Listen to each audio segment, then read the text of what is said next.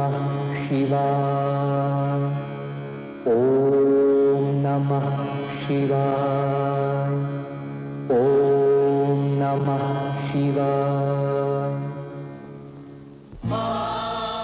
वो जा रहा है इस देश का किसान, डूबते सूरज की तरह अपने कर्जे में डूबता। जिस तरह सूरज नहीं डूबता, धरती घूम जाती है, उसी तरह इसके कर्जे को मौत नहीं आती, इसकी चिता जल जाती है। लोग तो मरने के बाद मिट्टी में मिलते हैं, ये पैदा होते ही मिट्टी में मिल जाता है। किसने नहीं मारा इसे? कभी इंसान ने मारा, कभी भगवान ने मारा, और कभी धनवान ने मारा। इसका अन्नदाता ऊपर वाला नहीं, बल्कि वो साहूकार है जिसकी नीयत में किसान की बर्बादी है, और किसान चलते चलते अपनी बर्बादी के सामने आकर खड़ा हो जाता है। पिंजरा साहूकार के हाथ में है, और उसके पंछी की भूख उसे अंगूठा उठाने पर मजबूर कर देती है। साहूकार जानता है कि इसी अंगूठे में किसान का घर बार, जमीन जायदाद सब कुछ छुपा हुआ है। नोट दिखाकर साहूकार ने किसान की मजबूरी का इस तरह मजाक उड़ाया, और किसान ने इसी मजाक को अपनी किस्मत समझा। मजबूर होकर अपनी बदकिस्मती को अपने ही हाथों से उठाया, और उसके बाद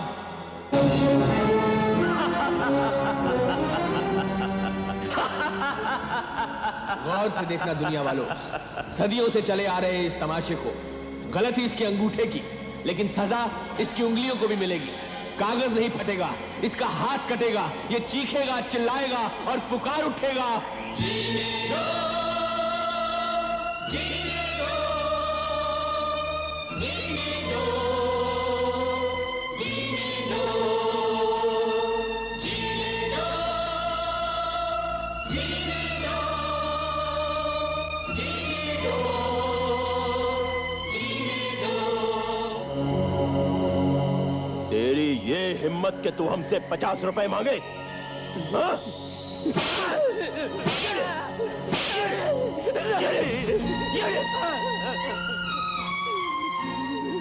बस बहुत हो चुका ठाकुर। इसकी चीखों से पूरा गांव परेशान है। मैं पंचायत लेकर आया हूं। पूछ सकता हूं इस बेचारे का कसूर क्या है? इस हरामजादे ने मुझसे 500 रुपया बतौर कर्जा लिया था, और अब ये 50 रुपए और मांगने आया है, क्योंकि इसकी बीवी का बच्चा होने वाला है। इस हरामजादे की ये जुर्रत कि मुझसे 50 रुपए सीधा आकर मांगे। मैं इसकी खाल खींच के रख दूंगा। नहीं ठाकुर, तुम खाल नहीं खींचोगे। पंचायत यहां कुछ सोच समझ कर आई है, और हम फैसला किए बगैर यहां से नहीं जाएंगे।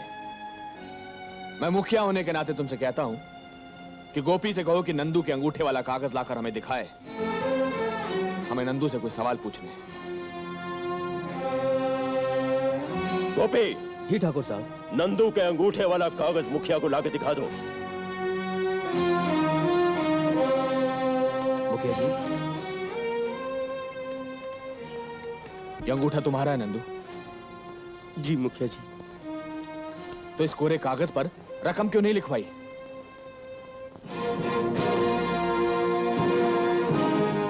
जानते हो कोरे कागज पर अंगूठा लगाने या दस्तखत करने का मतलब क्या होता है? अगर ठाकुर तुम्हारा गला दबा दे और इस कागज पर लिख दे कि तुमने खुदकुशी की है, तो कोई कानून ठाकुर का कुछ नहीं बिगाड़ सकता। अब बोलो, पंचायत के सामने फैसला हो रहा है। तुम ठाकुर को अपना घर बार, जमीन जायदाद देते हो या नहीं? मैं सब कुछ ठाकुर साहब को देने को तैयार हूं। बस मुखिया जी, मुझे यहां से आजाद करवा दो।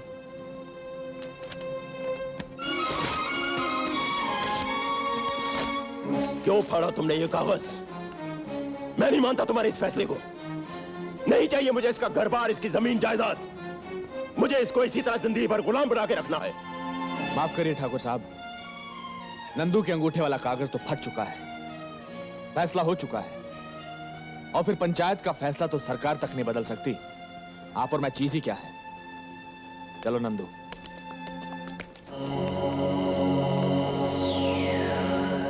जिन हाथों से तूने नंदू के कागज को फाड़ा है मुखिया, उन हाथों को मैं इस कदर जला दूंगा कि उनसे तो अपने आंसू भी नहीं पहुंच पाएगा।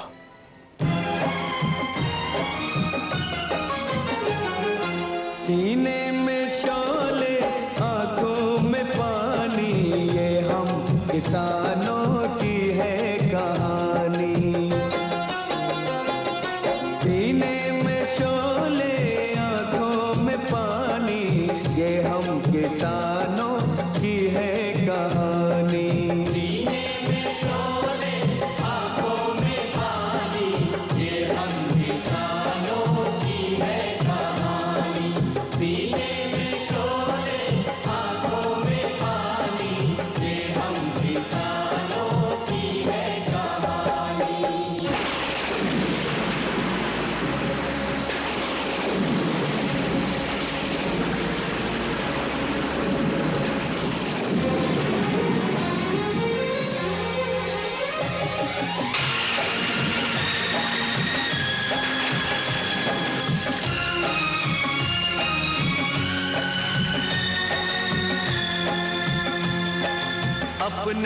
सरों पे है गम का साया, आंधी चली कभी तूफान आया।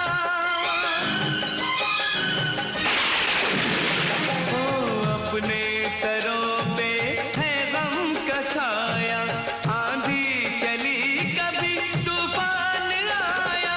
हमने सही है हम पे गिरी है, हमने सही है हम पे गिरी है। जितनी बलाएं हैं आसमानी, ये हम किसानों की है कहानी।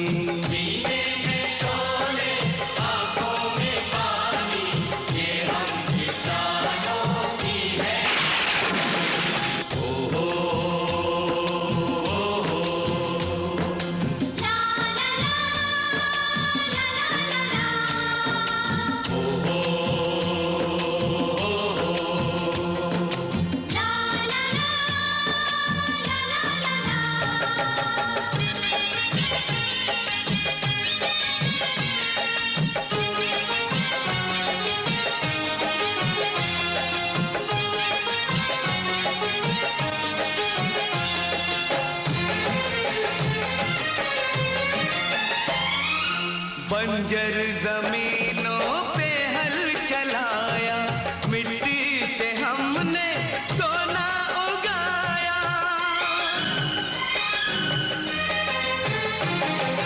बंजर जमीनों पे हल चलाया, मिट्टी से हमने सोना उगाया।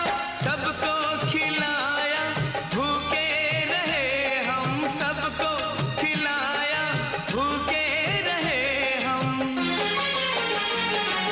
मेहनत हमारी दौलत बेगानी, ये हम किसानों की है कहानी। सीने में शोले आंखों में पानी, ये हम किसानों की है कहानी।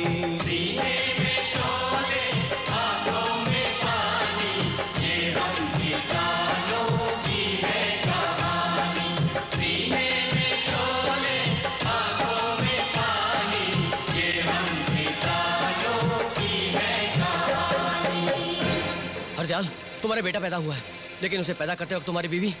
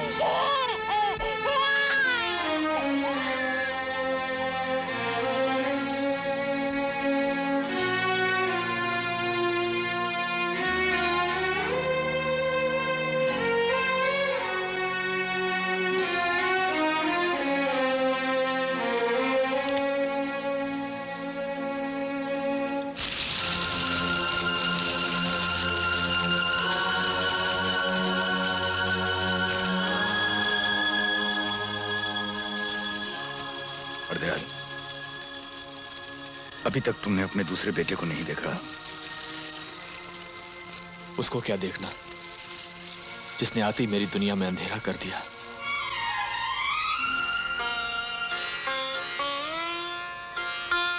बाबूजी, जैसे आप अपने हाथों से सूरज भैया को खिला रहे हैं, वैसे मुझे भी खिलाइए ना। क्या अपने आप खा। बेटा जल्दी खा, फिर तुझे पढ़ाई भी करनी है।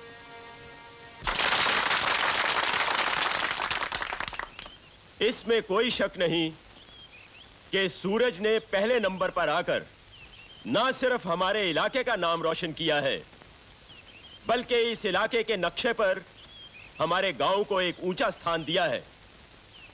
इसके लिए मैं मुखिया जी, सूरज के पिता हरदयाल जी को हार्दिक बधाई देता हूं और उन्हें मंच पर आने के लिए दरख्वास्त करता हूं। तू बैठा रहे। नमस्ते जी। बहुत बहुत बधाई हो। अक्सर ऐसा देखा गया है कि सूरज जैसा लायक और होनहार बच्चा सिर्फ इसलिए आगे नहीं बढ़ पाता कि उसके माता पिता में इतनी ताकत नहीं होती, इतनी क्षमता नहीं होती कि वो उसे किसी बड़े और अच्छे स्कूल में पढ़ा सकें। तो इसके लिए बस सिर्फ इतना कहूंगा कि गांव में चाहे मंदिर बने, धर्मशाला बने, या सूरज जैसा होनहार बेटा आगे पढ़ना चाहे, इन सब नेक कामों के लिए मेरे घर के दरवाजे हमेशा खुले। तालियां।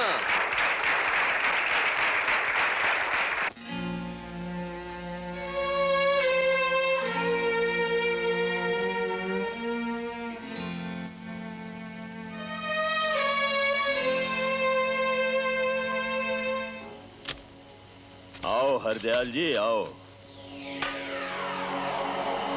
किसानों का मुखिया और एक लायक बेटे का बाप हमारी हवेली में तशरीफ ला रहा है। इनका स्वागत किया जाए।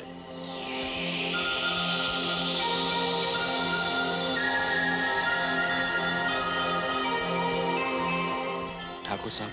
अरे अरे अरे, ये क्या कर रहे हैं हरदयाल जी? ये आपको शोभा नहीं देता। उठिए उठिए। शंकर, कुर्सी लेके आओ। जी ठाकुर साहब। अरे फिर क्या हुआ? बैठिए बैठिए।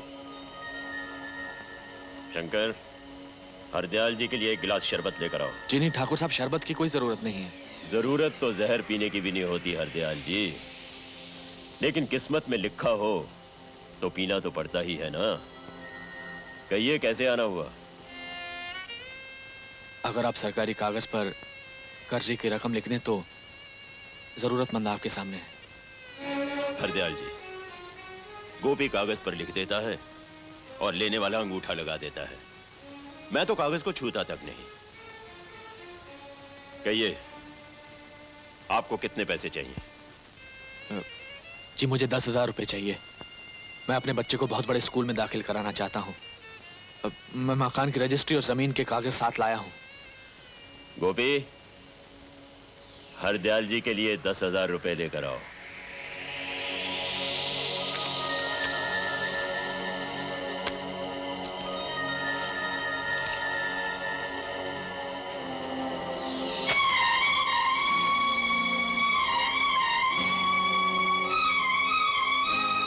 माफ कीजिए, पुरखों से चली आ रही रिवायत है, इसे मैं बदल नहीं सकता।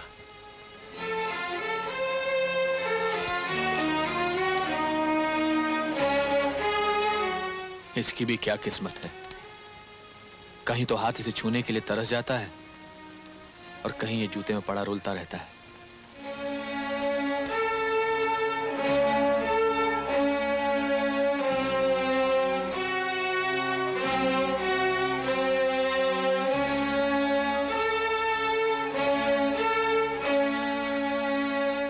बस बस बस हमने जो करना चाहा था हो गया। याद है तुम्हें, एक बार तुमने नंदू से कहा था कि कोरे कागज पर लगा हुआ अंगूठा फांसी के फंदे के बराबर होता है। लो, आज हम तुम्हें तुम्हारे फांसी के फंदे के दर्शन करवा दें।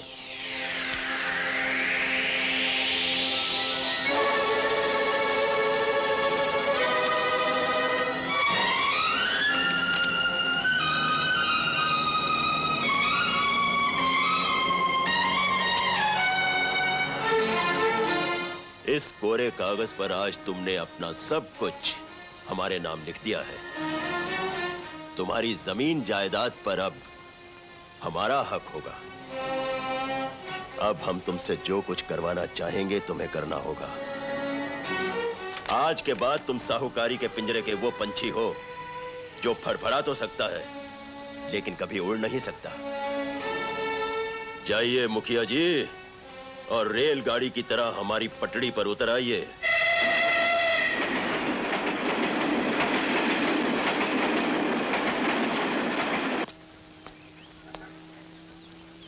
इस डिब्बे को ध्यान से रखना, इसमें गुड़ है। खाने के बाद थोड़ा सा खा लिया करना, लेकिन ज्यादा मत खाना, नहीं तो फोड़े निकल आएंगे। चल मैं तुझे तेरे मास्टर के पास नहीं नहीं छोड़ बाबूजी, मैं यहाँ नहीं रहूंगा। मुझे अपने साथ घर ले चलो बाबूजी, मैं यहाँ नहीं रहूंगा। बेटे तू कहता था ना कि वहां तुझे कर्मा ठीक से पढ़ने नहीं देता, यहाँ तुझे कोई तंग नहीं करेगा। चल। लेकिन बाबूजी अब मैं कर्मा की शिकायत भी नहीं करूंगा, मुझे यहाँ से ले चलिए बाबूजी।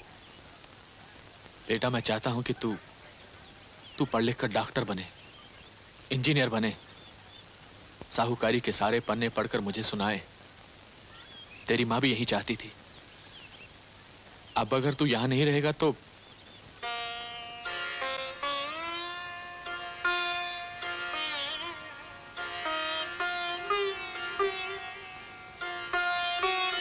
मेरे बच्चे, तेरा पढ़ा लिखा होना बहुत जरूरी है।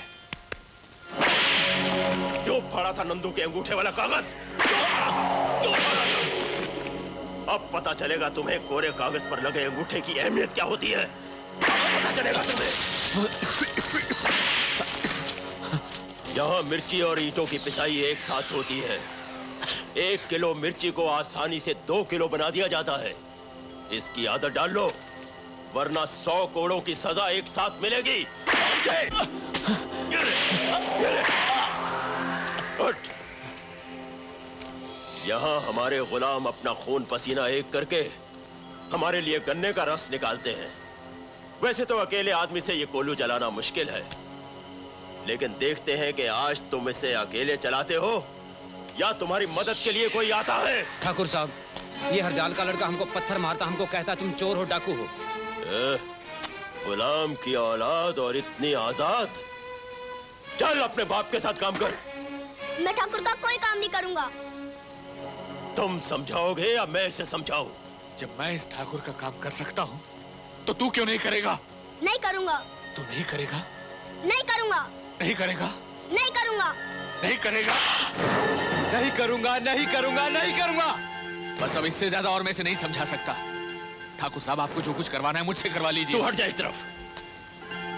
तेरा बाप आज तक करता आया है, देखता हूं तू कैसे नहीं करेगा।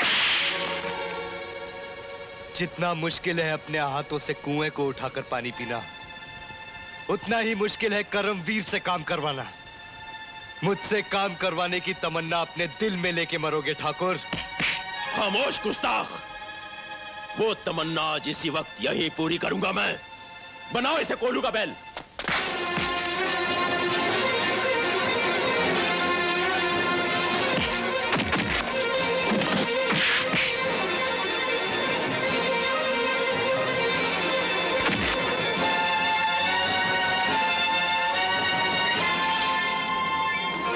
ठाकुर, मैं तुमसे कितनी बार कह चुका हूं कि ये मेरा कोई नहीं है, मेरा इससे कोई रिश्ता नहीं है, कोई वास्ता नहीं है, तो तुम क्यों बार बार इसे मेरा काम करने के लिए मजबूर करते हो? सुन लिया ठाकुर, मैं इनका कुछ नहीं लगता।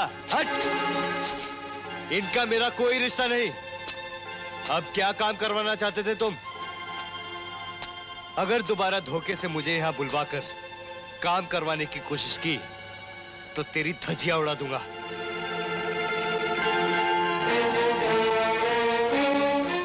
जिंदगी भर तेरा बोझा उठाता रहा मैं। अगर आज भी तेरा काम करूंगा तो कौन सा कहर टूट पड़ेगा? मुझे बता क्या करना है। कर दे अपने इस बेटे का खून अगर कर सकता है तो। बगावत से भरे हुए इस बेटे को पैदा करने का जिम्मेदार तू है। अरे चाचा, साबुन कहाँ पड़ा है? अरे वो सामने रखा। चाची, तेल कहाँ है? तेल। अरे वो दीवार पर रखा है। अरे इतनी जल्दी भी क्या है? अरे चाचा, मेरा बाप आने वाला है, उसके आने से पहले मुझे नहाना है, खाना खाना है, घर से निकल जाना है। अरे तेरा बाप क्या छूत की बीमारी है जिसके आने से पहले तुझे घर छोड़कर जाना जरूरी है? उल्टा सोच रहे हो चाचा जान। मेरे बाप के लिए मैं छूत की बीमारी हूँ, इसलिए उसके घर आने से पहले मुझे यहाँ से जाना है। लेकिन ये तो बता, जाना कहाँ है?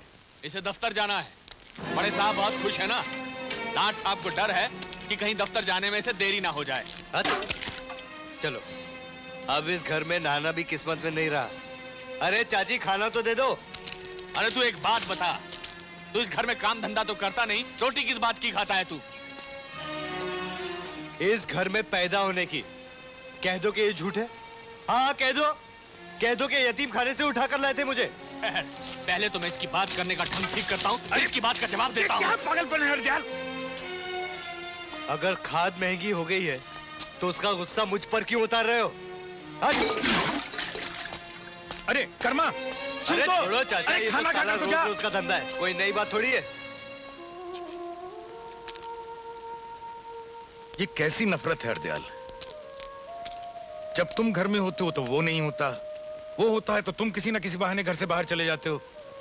मेरी चौखट पर लगा मनहूसियत का दाग है ये। तो तुम यकीन करते हो कि कर्मे का आना ही कृष्णा भाभी का इस दुनिया से चले जाना था? मैं नहीं जानता रहमत, मैं नहीं जानता मैं इस बात का यकीन करता हूं या नहीं, लेकिन ऐसा होता मेरी आंखों ने देखा जरूर है। इसका मतलब कर्मा ठीक ही कहता है कि तुमने उसकी तरफ कभी ध्यान नहीं दिया, उसे पढ़ाया लिखाया नहीं। तुम सिर्फ कर्मे की बात क्यों करते हो? हर बच्चा बड़ा होकर अपने माँ बाप से यही कहता है। वो ये नहीं कहता कि मेरे माँ बाप ने मुझे पढ़ाना चाहा लेकिन मैं नहीं पढ़ सका। हम सब कर्मे की तरह अनपढ़ है रहमत, जो मंदिर में जाकर अपने गुनाहों की माफी मांगते हैं, सजा नहीं। और फिर तुम सिर्फ कर्मे की तरफ क्यों देख रहे हो? मेरा बड़ा बेटा सूरज भी तो है। मेरी कमीज के कितने कितने बटन टूट चुके हैं, वो इतनी दूर बैठा हुआ जानता है। लेकिन मैं अंदर से कितना टूट चुका हूं, वो इतनी पास बैठा कर्मा नहीं जानता। जानेगा भी कैसे? आंखों में आंखें डालकर इंसान एक दूसरे के दिलों में झांकता है, और यहां तो बाप बेटे ने एक दूसरे की तरफ देखा भी नहीं। खुदा पता नहीं कब वो दिन दिखाएगा जब तुम दोनों को एक थाली में खाते हुए देखूंगा। असली नाम तो मन्ने का है इंस्पेक्टर हिम्मत सिंह, हिम्मत वाला। लेकिन जमाने की महंगाई की वजह से अपनी सारी हिम्मत हो गई फुर्र चूना लगा के। इंस्पेक्टर, लेकिन वर्दी तो तुमने हवलदार की पहन रखी है। लोगों की आंखों में तूल झोंकने के लिए ठाकुर, तूल झोंकने के लिए। जैसे मन्ने हर रात को मच्छरदानी लगाओ और खुद चारपाई के नीचे जाके सो जाओ। मच्छर सारी रात मच्छरदानी के आसपास मन्ने को काटने के चक्कर में घूमते रहते हैं और मन्ने आराम से चारपाई के नीचे सो जाता हूँ। इंस्पेक्टर हिम्मत को रिश्वत देके कोई उसका ईमान ना खरीद ले, इस वास्ते मन्ने हवलदार हिम्मत बन के घूमू। लेकिन तो तुम रिश्वत नहीं लेते? Question doesn't take birth. अरे भाई, हमने तो तुमसे बहुत से काम करवाने हैं, रिश्वत तो तुम्हें लेनी पड़ेगी। गोपी, ठाकुर मन्ने कभी पैसे को हाथ ना लगावे, मन्ने तो इसे चिमटी से उठावे। ठाकुर इस वक्त मन्ने को तय का गोपी बैंक का मैनेजर लागे है। होना क्या था, कछुआ रेस जीत गया। कछुआ रेस जीत गया? कमाल करती हो। अगर खरगोश नींद में भी भागता ना तब भी रेस जीत जाता। नहीं नहीं, ये कैसे हो सकता है? खरगोश तो रास्ते में सो गया था, वो कैसे जीत सकता है? अरे मेरी पगली बहन, अगर तू मेरे साथ शर्त लगाकर दौड़े हाँ? और मैं तुझसे आगे निकल जाऊं तो क्या मैं रास्ते में सो जाऊंगा? कुछ भी हो, कछुआ जीता था। अरे मेरी गुड़िया, खरगोश जीता था। कछुआ जीता था। अरे खरगोश जीता था। ओफो, अब क्या हुआ? इस कहानी के चक्कर में तो मैं राखी बांधना ही भूल गई। चलो हाथ आगे बढ़ाओ। जुग जुग जिए मेरा भैया। अरे मेरी प्यारी बहन, तूने तो लाल चूड़ियां पहन रखी है। सोचता हूँ तुझे ऐसे ही उठाकर डोली में। बकवास बंद। पैसे उधार करोगी? सिर्फ एक दिन का। हाँ, सिर्फ एक दिन का। मैं अभी आया।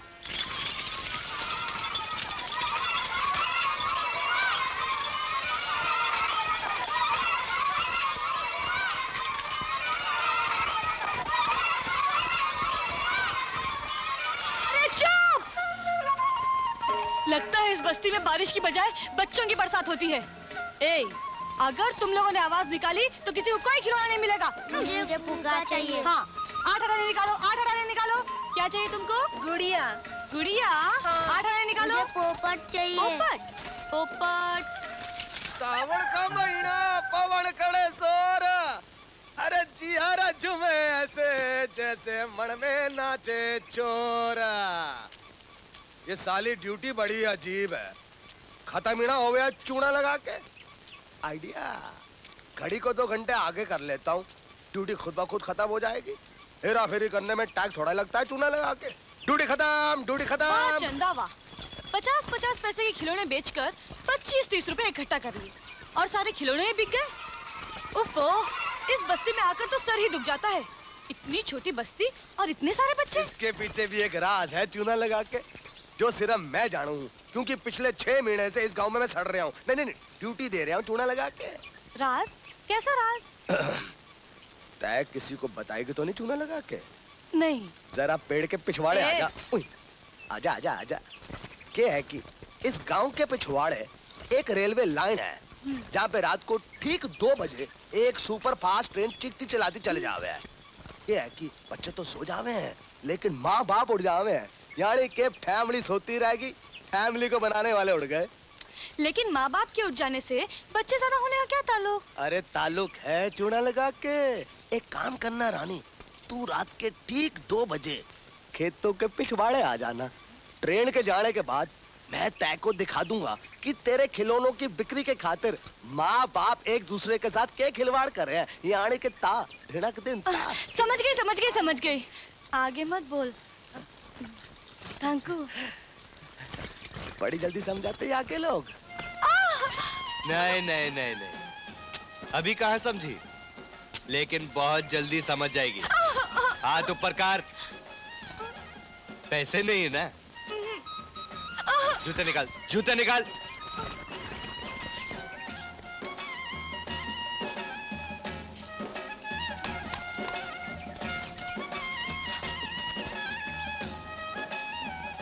चल बैठ। और पैसे हैं?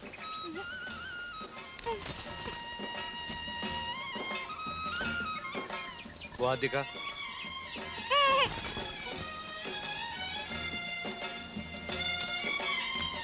और पैसे हैं? झूठ बोलती सा। आहा। और है कि नहीं? तू बोलती क्यों नहीं? हाँ? तूने फिर से मेरे सारे पैसे छीन लिए, कमीना कुत्ता भाजी। नहीं, वो जो परसों तूने मुझे गाली दी थी ना, वो बहुत अच्छी थी। बदमाश। नहीं, ये कहा थी? लुच्चा। हाँ, लुच्चा। इधर आ। तू मेरी खातिर घर से ऐसी गालियां सीख कर आया कर, नहीं तो मजा नहीं आता। नहीं तो मजा नहीं आता। कर में, तू मेरे सारे पैसे लौटा दे, नहीं तो मैं हवलदार साहब को बुलाऊंगी। ठीक है, आज तू जहाँ जाएगा मैं भी वहीं जाऊंगी। तू मेरे पैसे तो जो भी खाएगा मैं भी वही खाऊंगी पीऊंगी। अच्छा, जो मैं खाऊंगा वही तू खाएगी? खाऊंगी। जो मैं पीऊंगा वही तू पिएगी? पीऊंगी। खा कसम मेरे बाप की।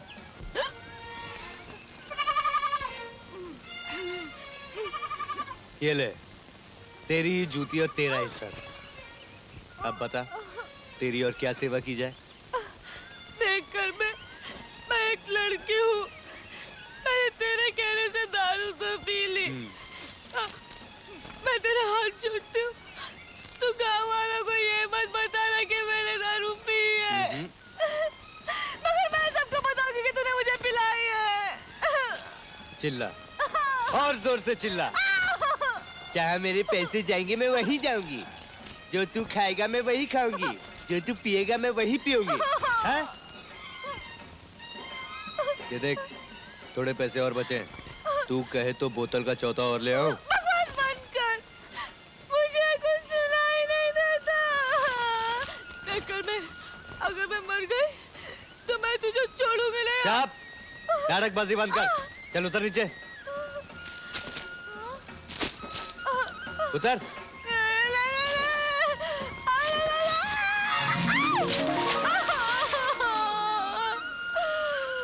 अम्मा मेरी टांगों को क्या हो गया? कहीं मैं बहनी के साथ लगी तो नहीं हो गई? अब थोड़ी देर बाद जब दिखाई देना बंद हो जाएगा ना, तो बीच सड़क में बैठकर भीख मांग लेना। पता है कितनी गंदी जगह पे बैठी है तू? चलो, खामखा पंगा ले लिया ऐसे पिलाकर। क्यों भाई हरदयाल, कुछ पता चला? कोई गेहूं के दाम लगाने आएगा या नहीं? अरे पूरे 5 दिन हो गए हैं सुनते सुनते कि इंस्पेक्टर साहब आ रहे हैं, इंस्पेक्टर साहब आ रहे हैं, लेकिन अभी तक तो पहुंचे नहीं। ऐसा लगता है जैसे अनाज पैदा करके हमने कोई बहुत बड़ा पाप किया है। मुझे तो पता चला है कि इंस्पेक्टर साहब यहीं कहीं मंडी में हैं। मंडी छोड़कर जाएंगे कहाँ? यही तो दिन है उनके खेलने के। ये खिलौने छोड़कर कहाँ जाएंगे? नमस्ते नंबर साहब। हाँ 125 लिख दे। इंस्पेक्टर साहब नमस्ते। 35 नंबर। 126 रुपए 50 पैसे लिख दे। हाँ जी। और ये लाल झंडी ठाकुर साहब की है जी। हाँ क्या गेहूं है? ठाकुर साहब का है जी। 182 लिख दे, जल्दी से जल्दी 182 लिख इंस्पेक्टर दे। साहब, हमने ऐसा क्या गुनाह किया है जो हमें सरकार का पूरा भाव नहीं मिलता? तुम्हारा गुनाह ये है कि तुम किसान हो। लेकिन चले आते हैं, बहुत ज्यादा चाहिए।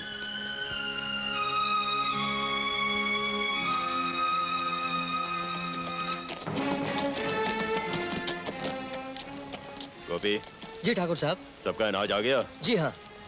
जब अनाज तुल जाए तो आधा हिस्सा बतौर ब्याज हमारे गोदाम में पहुंचा देना। आप चिंता मत कीजिए ठाकुर साहब, सारे व्यापारी यहाँ बैठे हुए हैं। आपका ब्याज सबसे पहले कटेगा।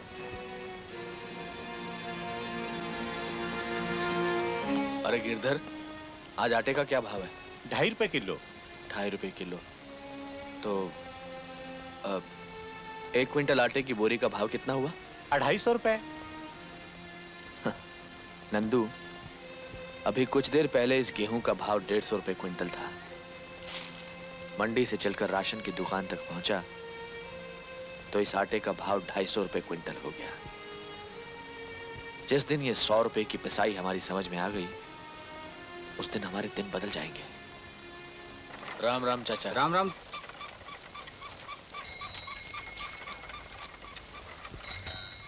अरे अखबार वाले, कोई नतीजा निकला है क्या? एमएससी का नतीजा निकला है। अरे एमएससी का नतीजा? अरे मेरे सूरज का नतीजा निकला है। अखबार वाले,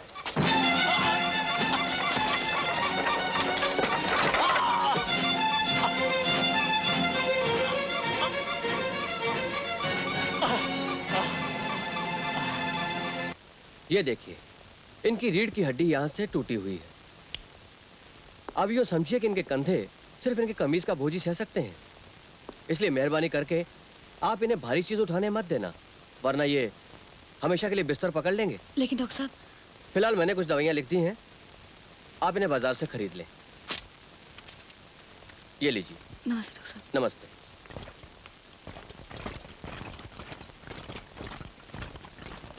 सुना तूने कर में डॉक्टर बाबू ने क्या कहा? अरे हाँ हाँ, सब सुन लिया। अरे जब सूरज का नतीजा निकला ही नहीं है तो फिर किसी दूसरे नतीजे के पीछे भागने की जरूरत क्या थी? अब तुम लोग मिलके संभालो उन्हें। मेरी तो कोई सुनता ही नहीं ना इस घर में। हे भगवान, हमारे सूरज को इतनी रोशनी देना कि वो बरसों से चले आ रहे अंधेरे को हमेशा हमेशा के लिए दूर कर सके।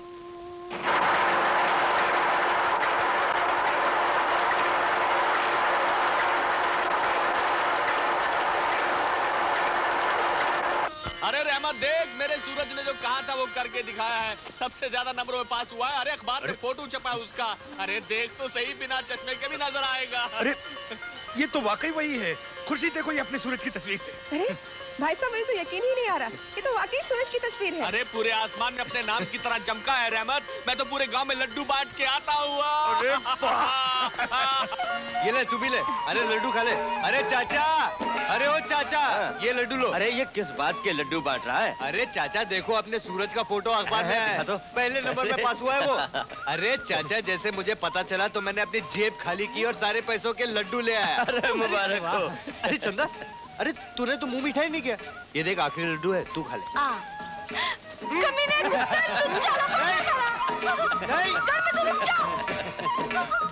अरे सूरज का फोटो अखबार में छपा है, लड्डू खा रहे। वो पहले नंबर में पास हो गया, ले तू भी लड्डू खा।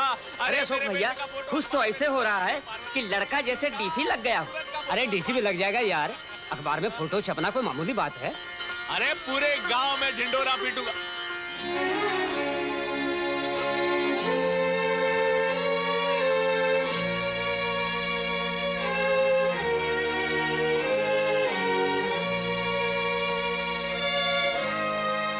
अरे नंदू, आज सूरज का अखबार में फोटो छपा है। अरे सबसे ज्यादा नंबर आए उसके। अरे सुन लिया नंदू भैया, सुन लिया। हमने तो लड्डू भी बांट दिए। अरे ठाकुर, अरे ठाकुर, हरदयाल, ठाकुर, ठाकुर आज मैं बहुत खुश हूँ, मैं बहुत खुश हूँ ठाकुर। आज मैं भूल गया तेरे 15 साल के उठाए बोझे को, भूल गया कि किसी वक्त तेरे बोझे की वजह से मेरी कमर टूटी थी। आज मैं बहुत खुश हूँ, आज मेरा कोई दुश्मन नहीं। ले तू मुंह मीठा कर ठाकुर। अरे भाई मुंह भी मीठा कर लेंगे, पर खुशखबरी तो सुनाओ। अरे सुनाऊंगा नहीं ठाकुर, आज मैं खुशखबरी दिखाऊंगा। ये देख मेरे जिगर का टुकड़ा अखबार की छाती पर सीना तान के खड़ा है। देख ठाकुर मेरा सूरज, देख मेरा सूरज।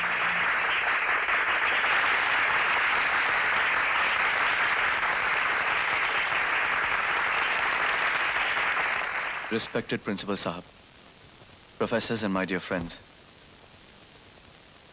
मेरी इस कामयाबी का हकदार मैं नहीं, बल्कि कोई और है जो मेरे सामने खड़े हैं, जिन्हें मैं देख सकता हूं, लेकिन आप नहीं देख सकते। और वो हैं मेरे बाबूजी। मैं एक गरीब किसान का बेटा हूं। मैं उस गरीब बाप का बेटा हूं जिसकी हिम्मत और मेहनत ने आज मुझे आप जैसे ऊंचे लोगों के बीच लाकर खड़ा कर दिया। मुझे याद है वो दिन जब बाकी स्टूडेंट्स के माँ बाप बड़ी बड़ी गाड़ियों से उतरकर फीस जमा करवाने आया करते और मेरे बाबूजी रिक्शा से उतरकर उन्हीं बड़ी बड़ी गाड़ियों के बीच से छुपते छुपाते फीस जमा करवा कर ऐसे वापस चले जाते थे जैसे उनसे कोई पूछ ना ले कि वो मेरे क्या लगते। अब आप ही सोचिए, ऐसे बाप के लिए एक बेटा क्या क्या सोच सकता है और क्या क्या नहीं।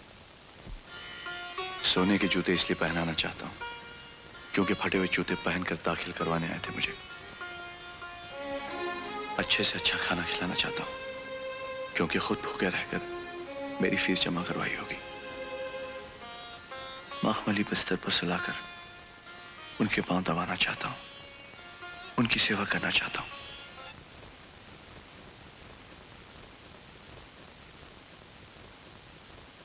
सूरज, सूरज। आई एम सॉरी, मैं कहीं खो गया था। Thank you very much. Thank you.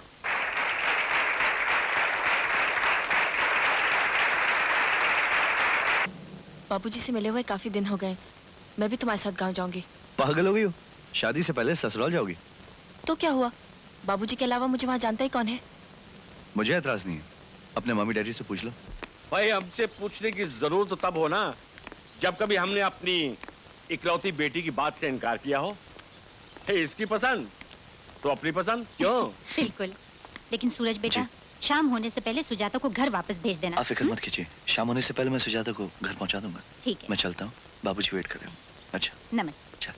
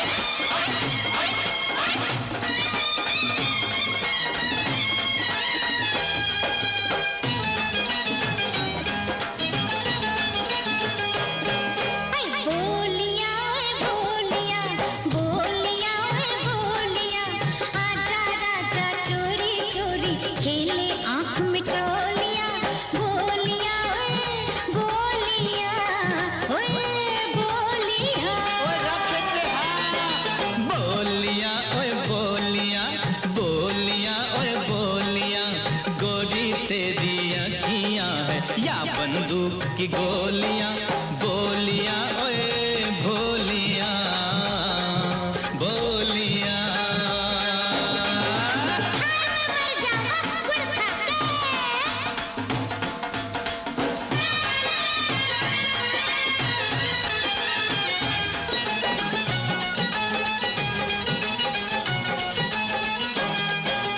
जानिया ओए जानिया,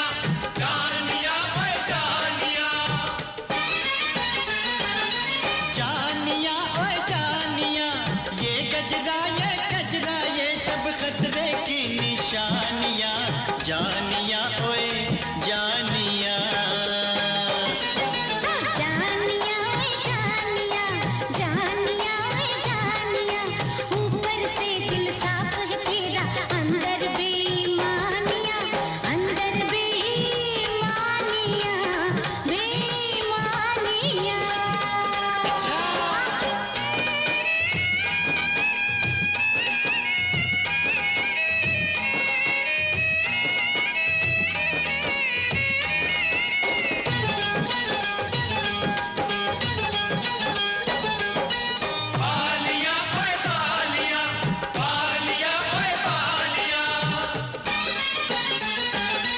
बालियां बालियां बीबी एक चलेगी लेकिन हो 10-15 सालियां, बालियां ओए बालियां।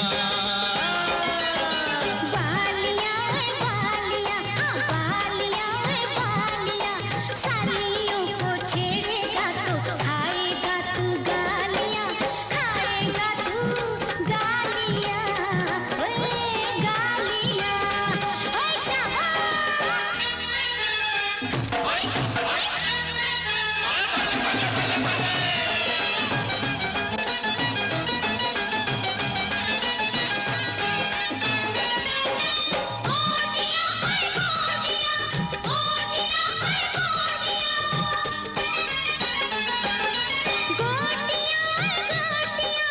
और करा ले कुछ भी पर मुझसे नहीं पकती रोटियां, हाय नहीं पकती रोटियां। गोटियां ओए गोटियां, गोटियां ओए गोटियां, रोटियां पका नहीं ते मारांगा मैं सोटियां, मारांगा मैं सोटियां, हाँ सोटियां। ओए मार सुटिया ओए कुड़िए,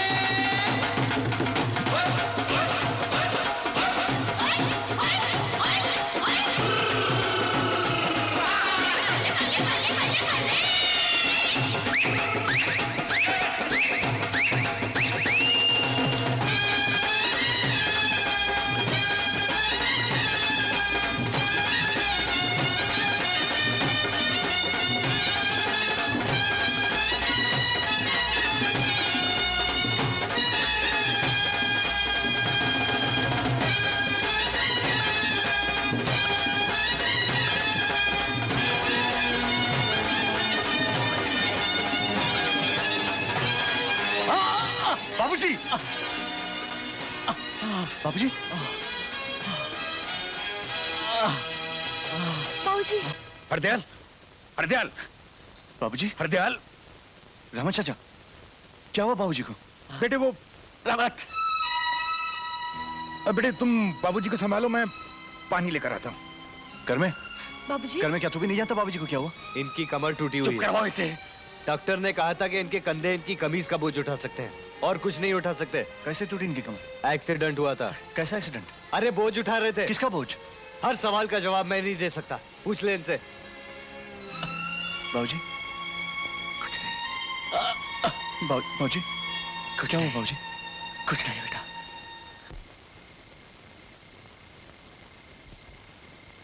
बेटे खाना खा लो। नहीं बाबूजी। बेटे इस तरह खाना नहीं छोड़ते, और फिर इतनी बड़ी बात नहीं है कि तू।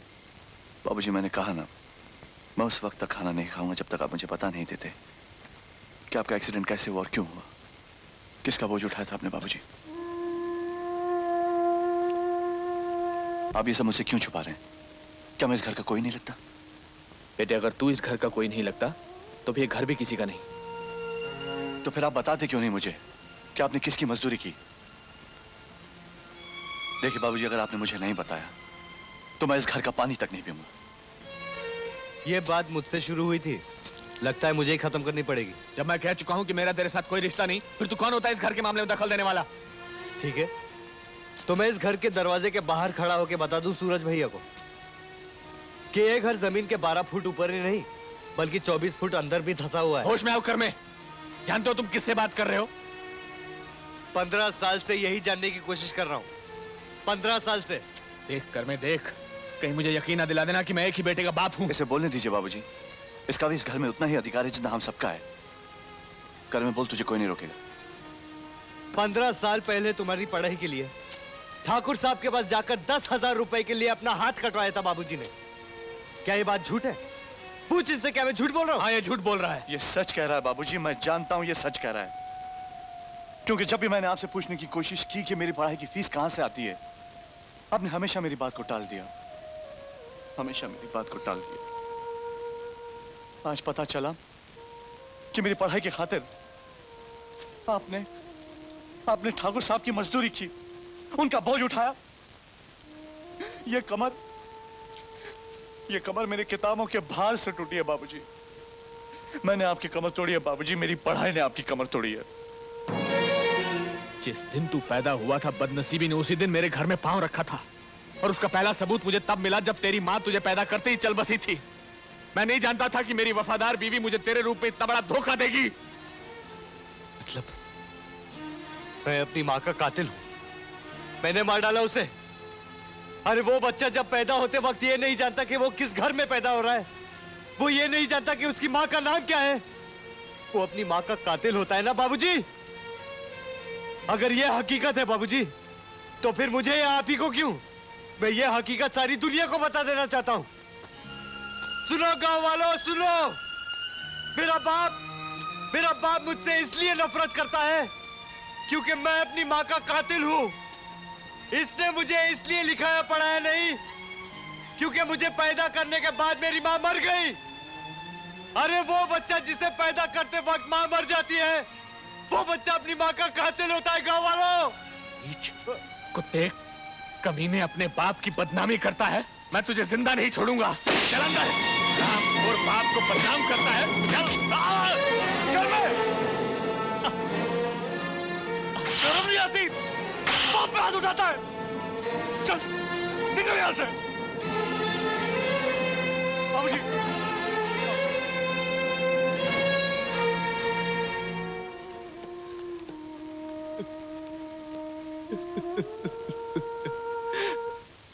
कौन? सूरज? भाई, अखबारों में आकर तो तुमने हमारे गांव का नाम रोशन कर दिया। कहो, यहां कैसे आना हुआ? ठाकुर साहब, मेरे बाबूजी ने जो ब्लैंक स्टैम्प पेपर पर अंगूठा लगाकर आपसे कर्जा लिया था, उस अंगूठे वाले पेपर पर आप रकम लिख दीजिए। मैं आपके पाई पाई चुका देना चाहता हूं।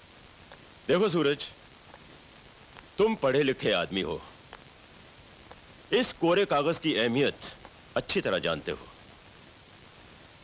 हर आदमी का काम करने का अपना अपना ढंग होता है, अंदाज होता है। इस वक्त जो तुम मुझे कह रहे हो वो मैं कभी नहीं कर सकता। जो मैं कह रहा हूं वो आपको करना पड़ेगा ठाकुर साहब।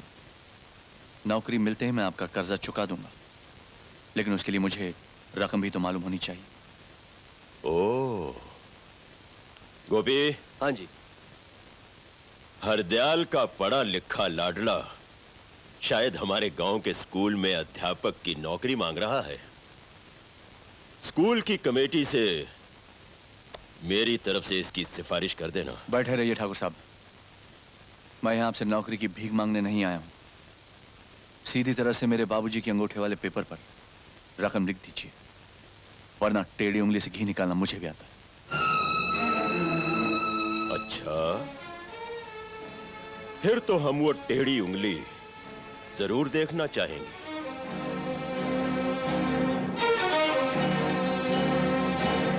15 साल से जिस बेईमानी से अनाज मंडी में भोले भाले किसानों का अनाज उड़ाते रहे हैं, उसे भी तो अपनी आंखों से देख लीजिए। यह है सरकारी 5 किलो का वजन। और ये आपके 6 किलो का वजन, जिस पर आपने 5 किलो की मोहर लगाई।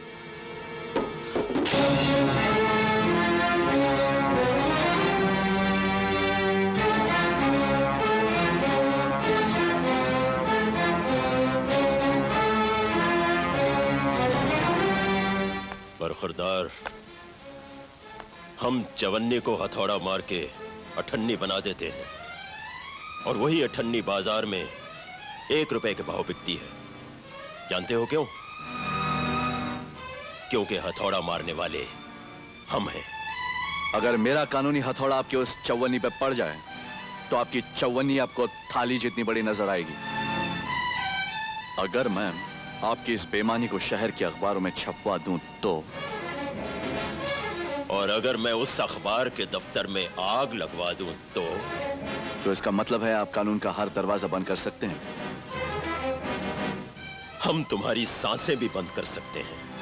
ऐसा हरगिज मत करना ठाकुर साहब। मैं यहां आपको 2 बातें बताने आया हूं। पहली बात तो यह है कि अगर आपने ऐसा किया तो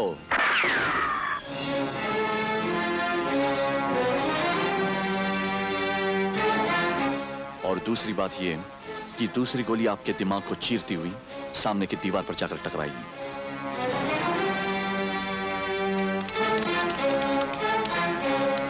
खैर, किसी को कुछ ढूंढने की जरूरत नहीं है। मैं यहां ठाकुर साहब से झगड़ा करने नहीं आया हूं। मैंने जो कहना था कह दिया, फैसला आप पर। पढ़े लिखे भिखारी हो इसलिए नाटकी ढंग से भीख मांग रहे हो। गोपी जी साहब। हरदयाल के अंगूठे वाले कागज पर 1.5 लाख की रकम लिखकर उसके बेटे को दिखा दो। जी साहब।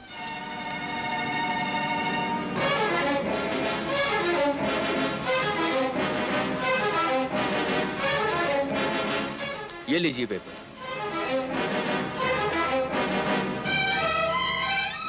ठीक है ठाकुर साहब, नौकरी मिलती ही आपकी कर्जा अदायगी शुरू हो जाएगी और आज के बाद मेरे बाबूजी आपकी हवेली में कभी काम करने नहीं आएंगे।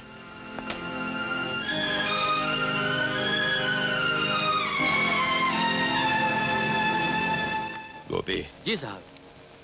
अब समझ में आया कि किसान के बेटे को सिर्फ हल चलाना ही आना चाहिए और कुछ नहीं। शेरू। जी सरकार। सूरज शहर में नौकरी ढूंढने जाएगा। मुझे तो डर है कि किसी जीप या गाड़ी के नीचे ना आ जाए।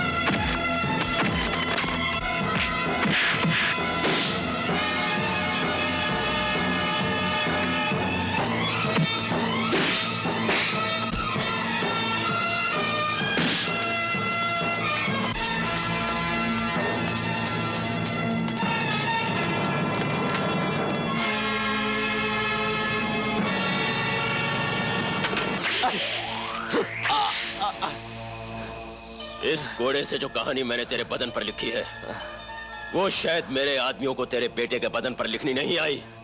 जाकर पढ़ा देना उसे। लेकिन ठाकुर, ये तो बता कि मेरे बेटे का कसूर क्या है? कसूर? हरामजादे, तेरे बेटे की पढ़ाई के लिए पैसा इसलिए दिया था ताकि वो आकर मुझे ही पढ़ाए, एक साहूकार को उसकी साहूकारी सिखाए। इस बार तो वो मेरे हाथों से बच गया, अगली बार नहीं बचेगा।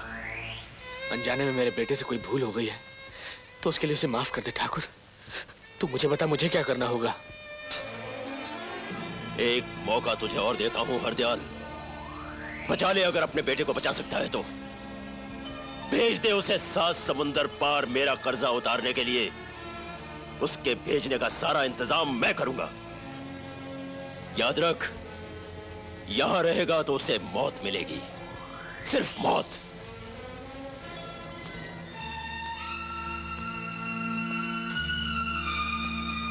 मेरी जिंदगी तो मैं यहाँ रहकर भी बना सकता हूँ बाबूजी, मगर यकीन नहीं आता कि आप मुझे जाने के लिए कह रहे हैं। कुछ ही दिन पहले तो आप मुझे अपनी आंखों से दूर नहीं करना चाहते थे, और आज आप खुद ही मुझे यहाँ से दूर जाने के लिए कह रहे हैं। कहीं ऐसा तो नहीं कि कर्मे के जाने के बाद आप किसी एक बेटे के बाप बनकर जीना नहीं चाहते? फजूल की बात मत कर। 1.5 लाख का कर्ज तूने खुद अपने हाथ से लिख कर दिया था शेर बहादुर को, और फिर नौकरी मिल भी गई तो क्या कर लेगा? 500-1000 रुपए कमाएगा, उससे तो घर का खर्चा नहीं चलेगा। शेर बहादुर के खर्चे का क्या होगा?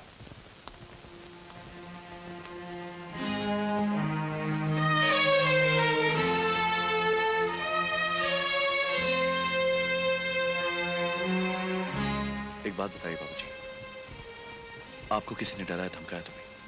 हाँ, ठाकुर ने बुलाया था आज। पूछ रहे थे कि 1.5 लाख रुपए की रकम कैसे उतारोगे, कितने रुपए की किस्त बांधू, 10,000 की, 20,000 की, 30 की या 40 की? कैसे उतारोगे, कब उतारोगे? 3 महीने में, 6 महीने में या 1 साल में? तू बता, क्या जवाब दूंगा उसको मैं? तुझे नहीं जाना कहीं तो मत जा, ठाकुर का पैसा मैं खुद देख लूंगा। तू कर अपनी मनमानी, लेकिन एक बात याद रखना कि आगे से मैं तुझे कभी कुछ नहीं कहूंगा।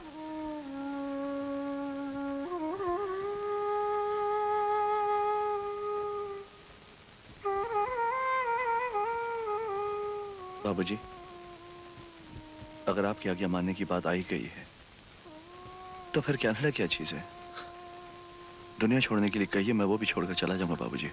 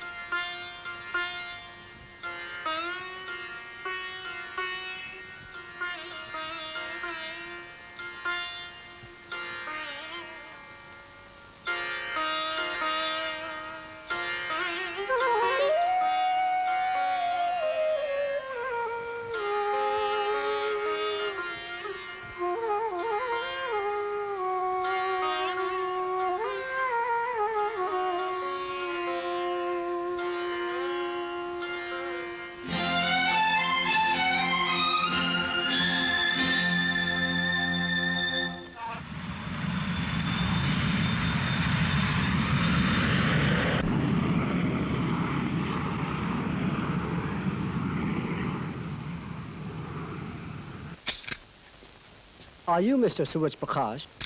Is this your bag? Yes, sir. The information we have received is such that we have to call you to the security room.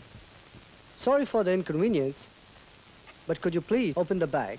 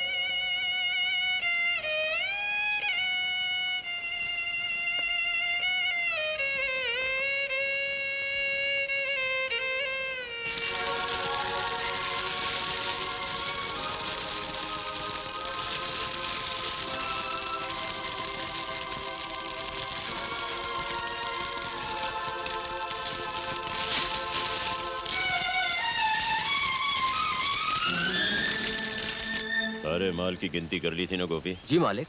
ये भी? हाँ जी। शेर बहादुर, ठाकुर शेर बहादुर।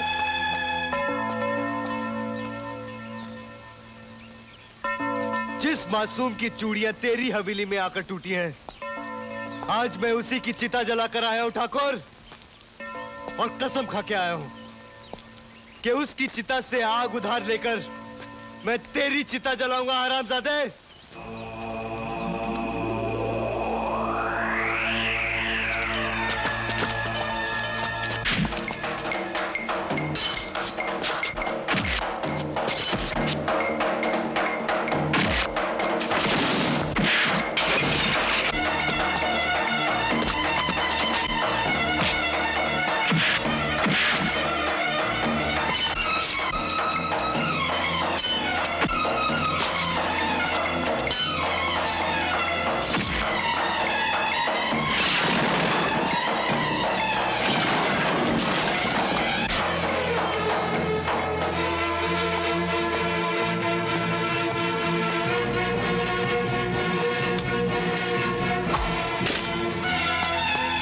पकड़ो इसे।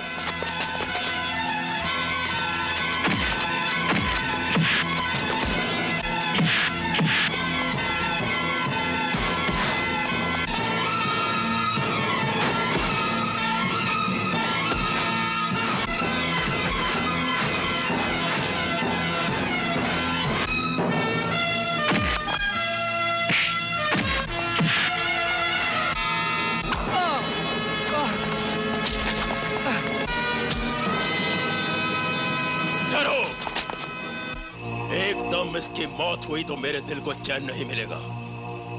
मैं इसे हलाल करूंगा, तड़पा तड़पा कर बकरे की मौत मारूंगा। इसकी चीखों पुकार सुनकर सारा इलाका कांप उठेगा। छोड़ दो इसे।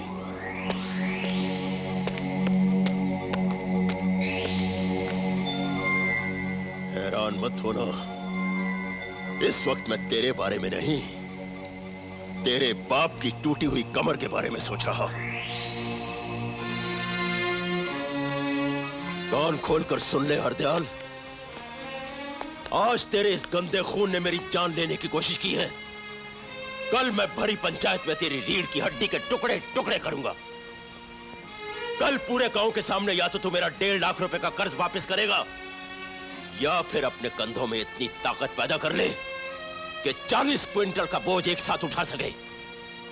मैं तुझे इतना तड़पाऊंगा कि तू अपने बेटे का कत्ल करने पर मजबूर हो जाए।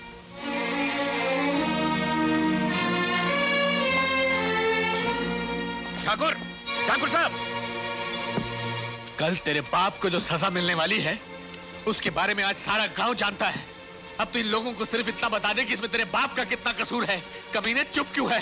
तू मर क्यों नहीं गया? मर क्यों नहीं गया? मैं तुझे जान की मांगी, क्या हो गया? क्यों नहीं गया? रहमत, मैं आज सारे गांव के सामने ऐलान करता हूँ कि हरदयाल 2 बेटों का नहीं, सिर्फ एक बेटे का बाप है। बाबूजी, बस रहमत चाचा बस। इन्होंने जो कहना था कह दिया, और आप तो जानते हैं ये दिन एक ना एक दिन तो आना ही था। आना था। चल दफा हो जाए यहाँ से। बस भी कर में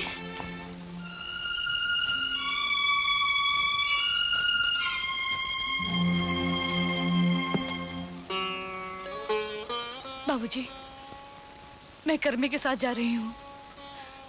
अब आप मुझसे ये मत पूछना कि मैं उसकी क्या लगती हूँ।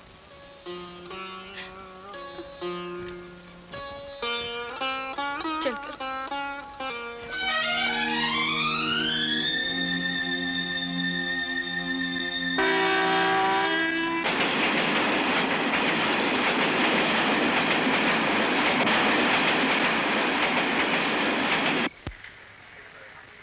मुझे कनाडा अपने बेटे से टेलीफोन पर बात करनी है। इस तरफ कि मुझे कनाडा फोन करना, अपने बेटे से बात करनी है। नंबर क्या है?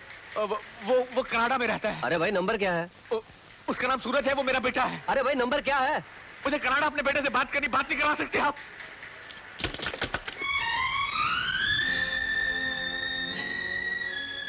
कनाडा में रहता है, कनाडा में रहता है वो।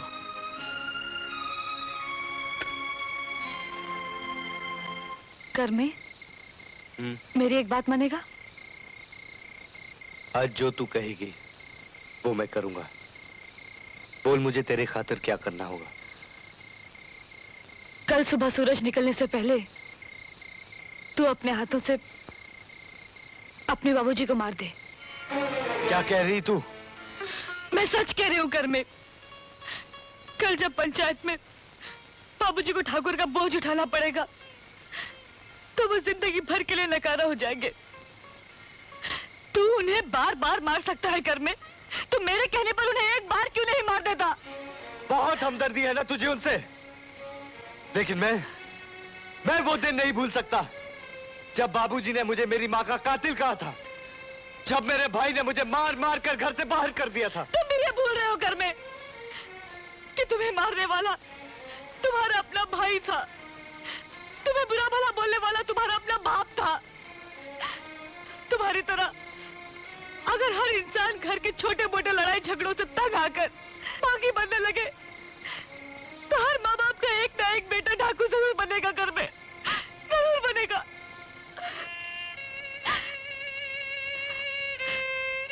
मैंने तो अपने माँ बाप को देखा तक नहीं। मामा ने पाला है मुझे, तुमसे मिली, बाबूजी को देखा, सोचा बाबूजी की बहुत सेवा करूंगी, तुम्हें लोरी गाकर सुनाऊंगी, लेकिन तुमने सब कुछ मिट्टी में मिला दिया कर में, सब कुछ मिट्टी में मिला दिया।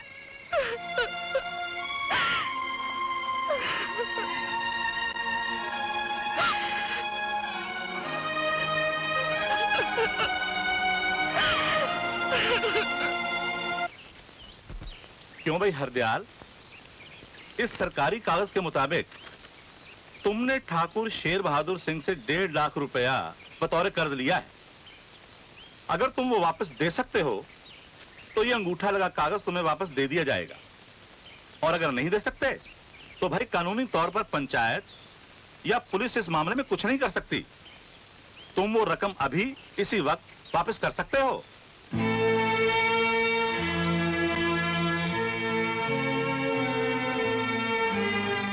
हरदयाल, तुम्हारी खामोशी को देखते हुए कुछ और पूछने की जरूरत नहीं। लीजिए। ठाकुर साहब, पंचायत की तरफ से आपको इजाजत है, आप अपनी रकम जैसे भी चाहें वसूल कर सकते हैं।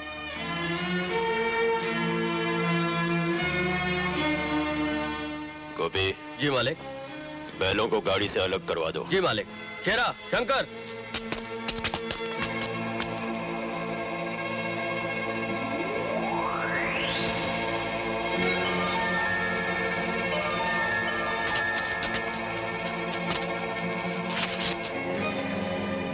शंकर, ले जाओ हरदयाल को और 40 क्विंटल से लदी हुई गाड़ी का बोझ इसके कंधों पर डाल दो।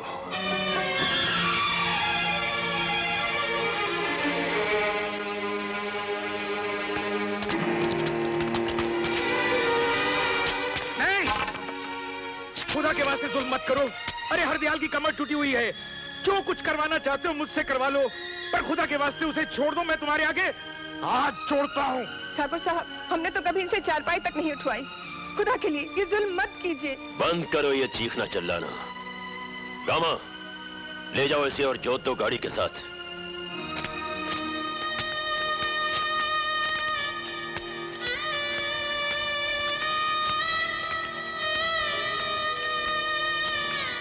इसकी कमर टूट जाएगी, जिंदगी भर के लिए चारपाई पकड़ लेगा। अरे इन्हें रोको, अरे कुछ तो करो।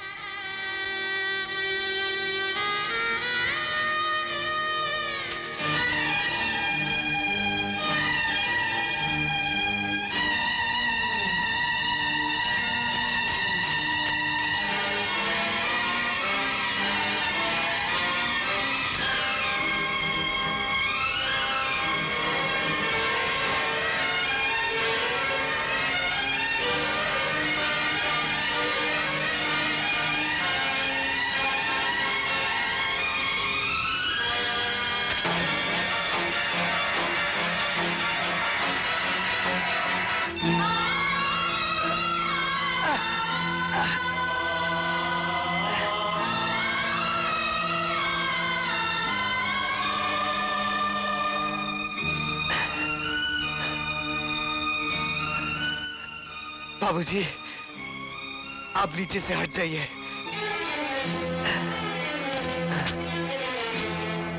क्यों आया तू यहाँ? क्यों उठाया मेरा बोझा? टूट जाने दे मेरी कमर, मर जाने दे मुझे, चले जा यहाँ से, चला जा यहाँ से, चला जा यहाँ, चला जा। बाबूजी, आपका ये बैल बिल्कुल अनपढ़ है। इसे मारने से ये कुछ नहीं समझेगा बाबूजी। मुझे सिर्फ इतना बता दीजिए कि इसे आपके लिए क्या करना होगा। करना कोई कुछ नहीं कर सकता, कुछ नहीं कर सकता, कुछ नहीं कर सकता।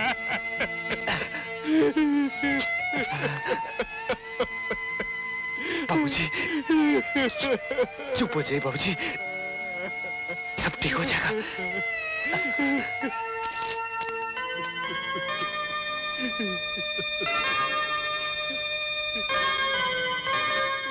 औरत हमेशा बहादुर आदमी की गुलामी में आजाद रहती है घर में।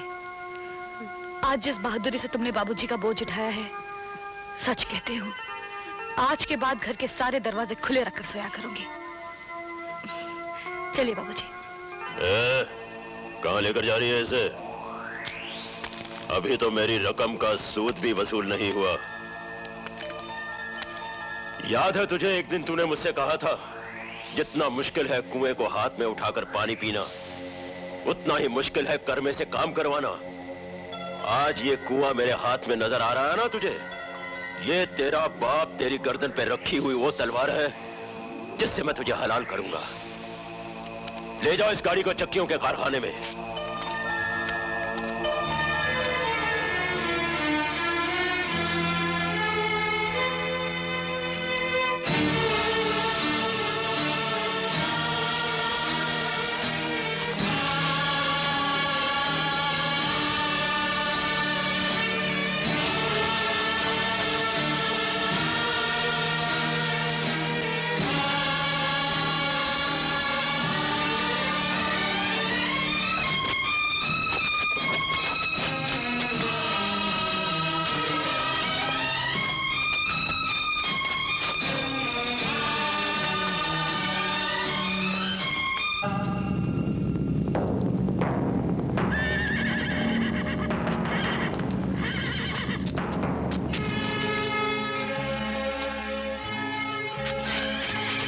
हट जाओ एक तरफ।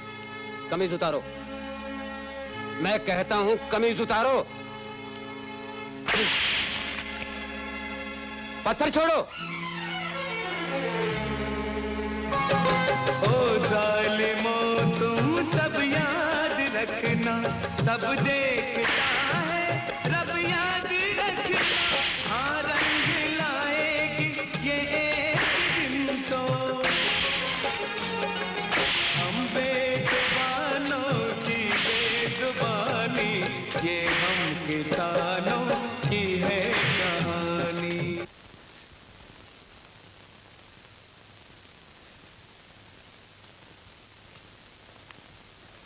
देखो बेटा, लगता है तुम्हारे पिताजी की किसी के साथ दुश्मनी है। आज तो मेरी बच्ची बच गई, लेकिन कल अगर उस पर और कोई मुसीबत आ गई तो? मैं तो कहती हूँ कि तुम अपने पिताजी को लेकर कहीं और चले जाओ। मुझे तो उनकी जान को भी खतरा लग रहा है।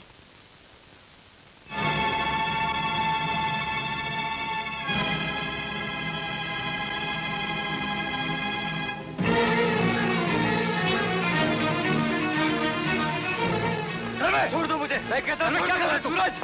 सूरज, मैं उन कमीनों को जिंदा नहीं छोड़ूंगा। छोड़ दो मुझे। सूरज, मैं ठाकुर का खून पी जाऊंगा। सूरज छोड़ दे मुझे। मैं कहता हूँ छोड़ दे, छोड़ दे सूरज, हट जाओ। क्यों? इस बंदूक पर हक नहीं है मेरा? कर में हक है तेरा, मगर इस वक्त जोश में नहीं होश में काम करना चाहिए। मैं दावे के साथ कह सकता हूँ इसमें एक भी गोली नहीं है।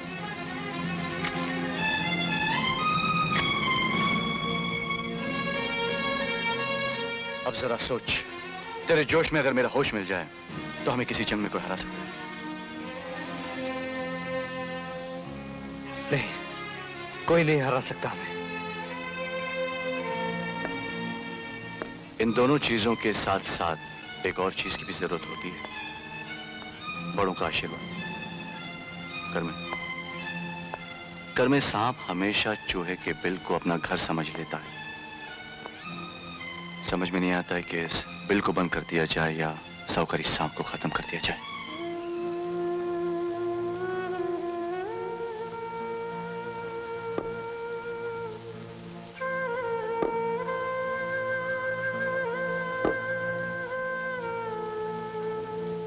वैसे तो ये काम बाप की लाश को चिता के पास रखकर बेटे करते हैं, लेकिन अगर तुम दोनों साहूकारी सांप को न मार सके और मासूम किसानों के कटे हुए हाथ वापस न ला सके, तो आज से तुम दोनों मेरे लिए मर गए।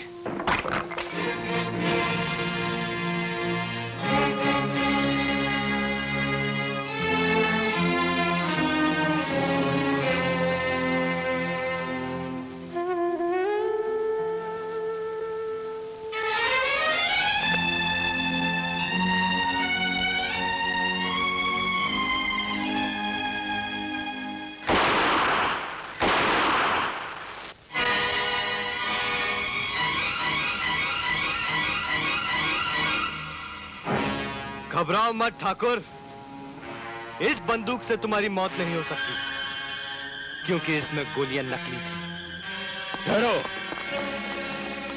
मेरी कैद से भागकर बाप बेटों ने नौटंकी खोल ली है क्या? साफ साफ कहो, क्या कहने आए हो? हमारी अर्थी के आगे वाली मटकी टूट चुकी है ठाकुर। बाबूजी की इच्छा है कि तुमसे पहले तुम्हारी साहूकारी की मौत हो। उन सब किसानों को आजाद करवाएंगे हम, जिनके हाथ काटकर तुमने अपने पास रखे हुए हैं। इरादा बुरा नहीं है, लेकिन इस काम के लिए तुम्हें बहुत सारे हथियार चाहिए होंगे। सिर्फ इस एक बंदूक से काम नहीं चलेगा। ये एक बंदूक भी हम अपने पास नहीं रखेंगे ठाकुर। हम इसमें असली गोलियां डालकर यह बंदूक हम तुम्हें देकर जाएंगे। ठाकुर, अगर तुम वाकई समझते हो कि हमसे तुम्हारी साहूकारी को खतरा है, तो इस बंदूक से तुम हमें उड़ाकर आज ही इस खतरे से आजाद हो सकते हो। दूसरा मौका तुम्हें दूसरे जन्म में ही मिलेगा। सुना तुमने? ठाकुर शेर बहादुर की साहूकारी को इन दो टट्टुओं से खतरा है। मैं बताऊं तुमसे कितना खतरा है?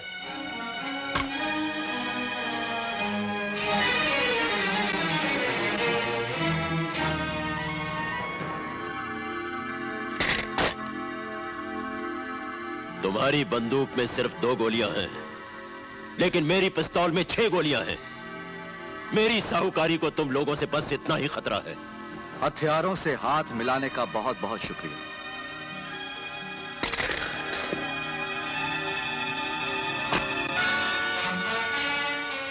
इसे ध्यान से देख ठाकुर, इसी कुल्हाड़ी से तू हमारे हाथ काटता है ना? एक दिन इसी कुल्हाड़ी से तेरी मौत होगी।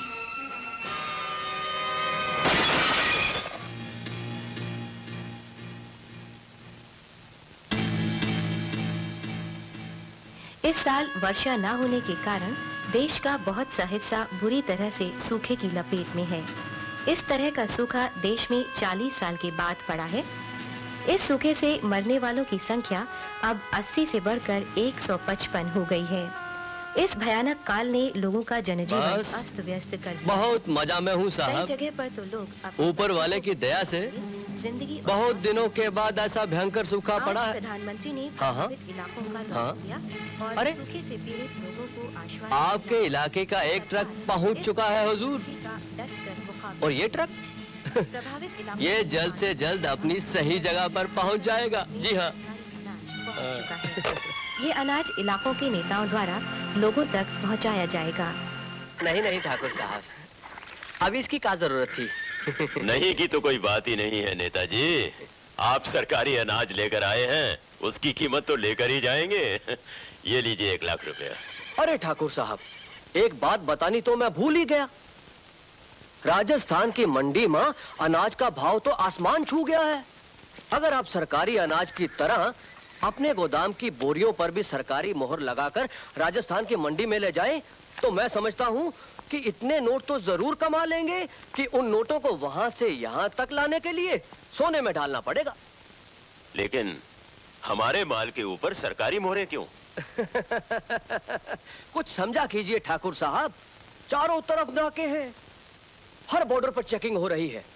सरकारी सहायता की मोहर से आप अपना माल राजस्थान की मंडी में आराम से ले जाएंगे। बंद करो, चलो। गोपी, गोपी, ठाकुर साहब, सारी बोरियां ट्रकों में लदवा दी है? जी हाँ। सभी बोरियों पर सरकारी मोहरें लगवा दी है ना? जी साहब। ये बोरियां यहाँ क्यों पड़ी हैं? हुजूर, अगर ये बोरियां बेच दी तो घर का क्या होगा? बेवकूफ, गधे, निकम्मे। राजस्थान में अनाज का भाव 5 गुना बढ़ गया है और तुझे घर की पड़ी हुई है। रखो ये बोरियां। शेरू, गामा, ये सारा अनाज ट्रकों में भर दो और चलो। एक ट्रक सरकारी अनाज का होगा और 4 ट्रक ठाकुर शेर बहादुर के। और जब ये अनाज सोने में ढल जाएगा तो उस सोने का एक गिलास बनवाऊंगा और उस गिलास में शराब डालकर एक ही घूंट में सारे गांव को पी जाऊंगा।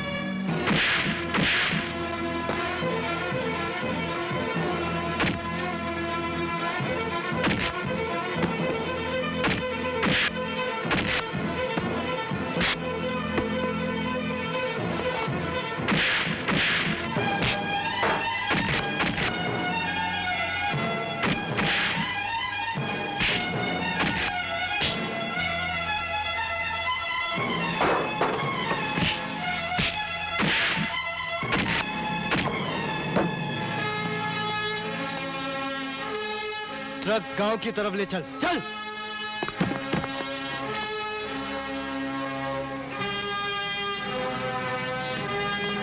चल।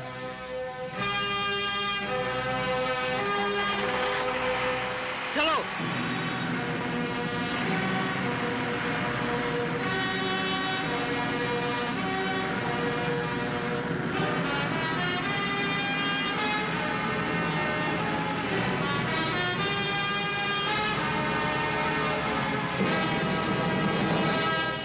किसान भाइयों, यह अनाज जो आप लोगों के घर तक पहुंचाया गया है, यह सरकार ने आप लोगों के लिए भेजा है। कौन कहता है कि यह अनाज सरकारी अनाज है? मैं कहता हूं यह सरकारी अनाज है। क्या सबूत है तुम्हारे पास?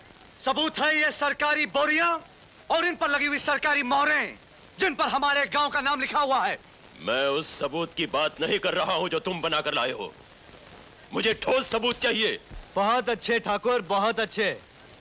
हमें पता था कि तुम यही कहोगे, लेकिन घबराओ मत ठाकुर। ठोस सबूत चिल्ला चिल्ला के कहेगा कि सच क्या है, क्योंकि ठोस सबूत को हम सर से पांव तक मिट्टी के तेल में भिगो कर लाए हैं।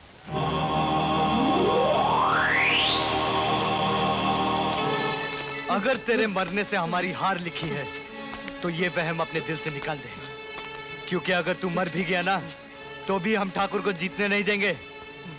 तो ज्यादा वफादार बनने की कोशिश मत कर, वरना मैं तुझे जिंदा जला दूंगा, समझा? ये आग मुझसे दूर रखो।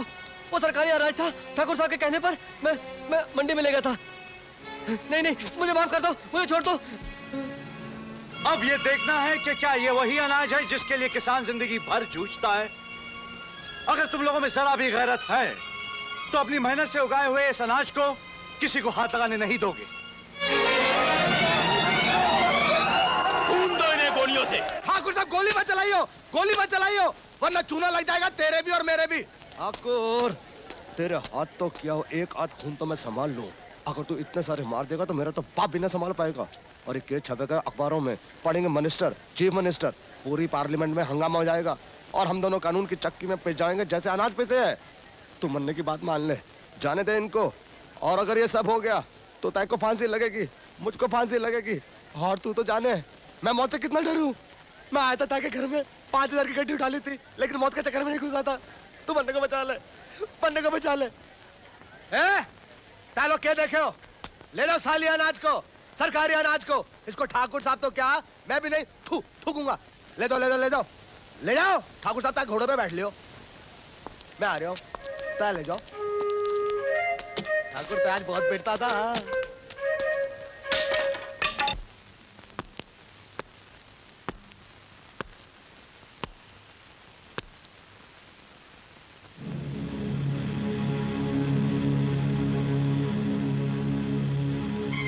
मेरा सारा अनाज लूटकर वो कुत्ते के पिल्ले समझते हैं कि वो जीत गए। नहीं, गांव वाले उनकी तरफदारी नहीं करेंगे। गांव वाले मेरे खिलाफ बगावत नहीं करेंगे, क्योंकि उनके कटे हुए हाथ आज भी मेरे पास हैं। वो जोर से बोलेंगे, ठाकुर शेर बहादुर जिंदाबाद, ठाकुर शेर बहादुर जिंदाबाद, ठाकुर शेर बहादुर, ठाकुर शेर बहादुर, ठाकुर शेर बहादुर, ठाकुर शेर बहादुर, ठाकुर शेर बहादुर, ठाकुर शेर बहादुर, ठाकुर शेर बहादुर, ठाकुर शेर बहादुर, ठाकुर, अरे ठाकुर, अरे मर गया, तब खत्म हो गया ठाकुर। अरे ठाकुर, ताने देखा तेरे गांव में क्या हो रहा है? गांव वालों की ये हिम्मत, चुन चुन कर मारूंगा सालों को। मारना ही चाहिए, लेकिन छी छी छी छी, इस इलाके का इतना बड़ा ठाकुर और उसकी कुत्ते की तरह दुर्गत ठाकुर। मन में बोलूं, तैने तो कोई सीता हरण भी नहीं की, फिर ये लोग तय को रावण की तरह क्यों जला रहे चूना लगा के? मुझे नहीं, खुद को जला रहे हैं। इस साल दिवाली के दिए तेल से नहीं, इनके खून से जलेंगे। अरे खून से जले या तेल से, मन्ने तय के साथ है चूना लगा के। लेकिन मन्ने बोलूं, तय तो खा खा के सांड की तरह तगड़ा हो रहा है, लेकिन तय का पुतला बहुत कमजोर बनाया है। अगर तय बोले मन्ने उस पुतला में भूसा भर दूं चूना लगा के। बकवास बंद कर। सरकारी अनाज के साथ साथ मेरे गोदाम भी खाली हो गए और तुझे मजाक सूझ रहा है? दफा हो जा यहाँ से। जा रहे हूँ, जा रहे हूँ।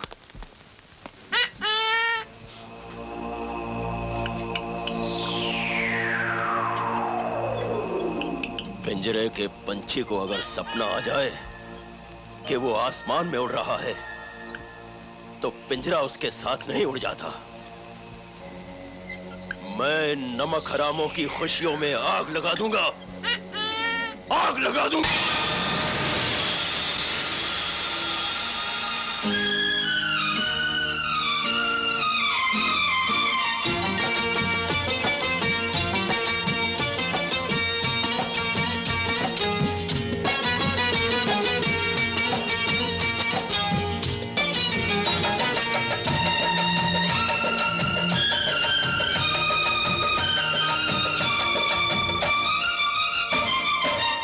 शहर डगर डगर गली गली में चोरों लुटेरों का राज।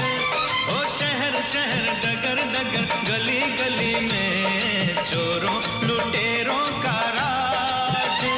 ओ लूट लिया हमने लुटेरों को आज, मजा आ गया, ओ नशा छा गया, बस मजा आ गया, ओ नशा छा गया। शहर शहर डगर डगर गली गली में चोरों लुटेरों का राज। ओ लूट लिया हमने लुटेरों को आज, मजा आ गया, ओ नशा छा गया, बस मजा आ गया, ओ नशा छा गया।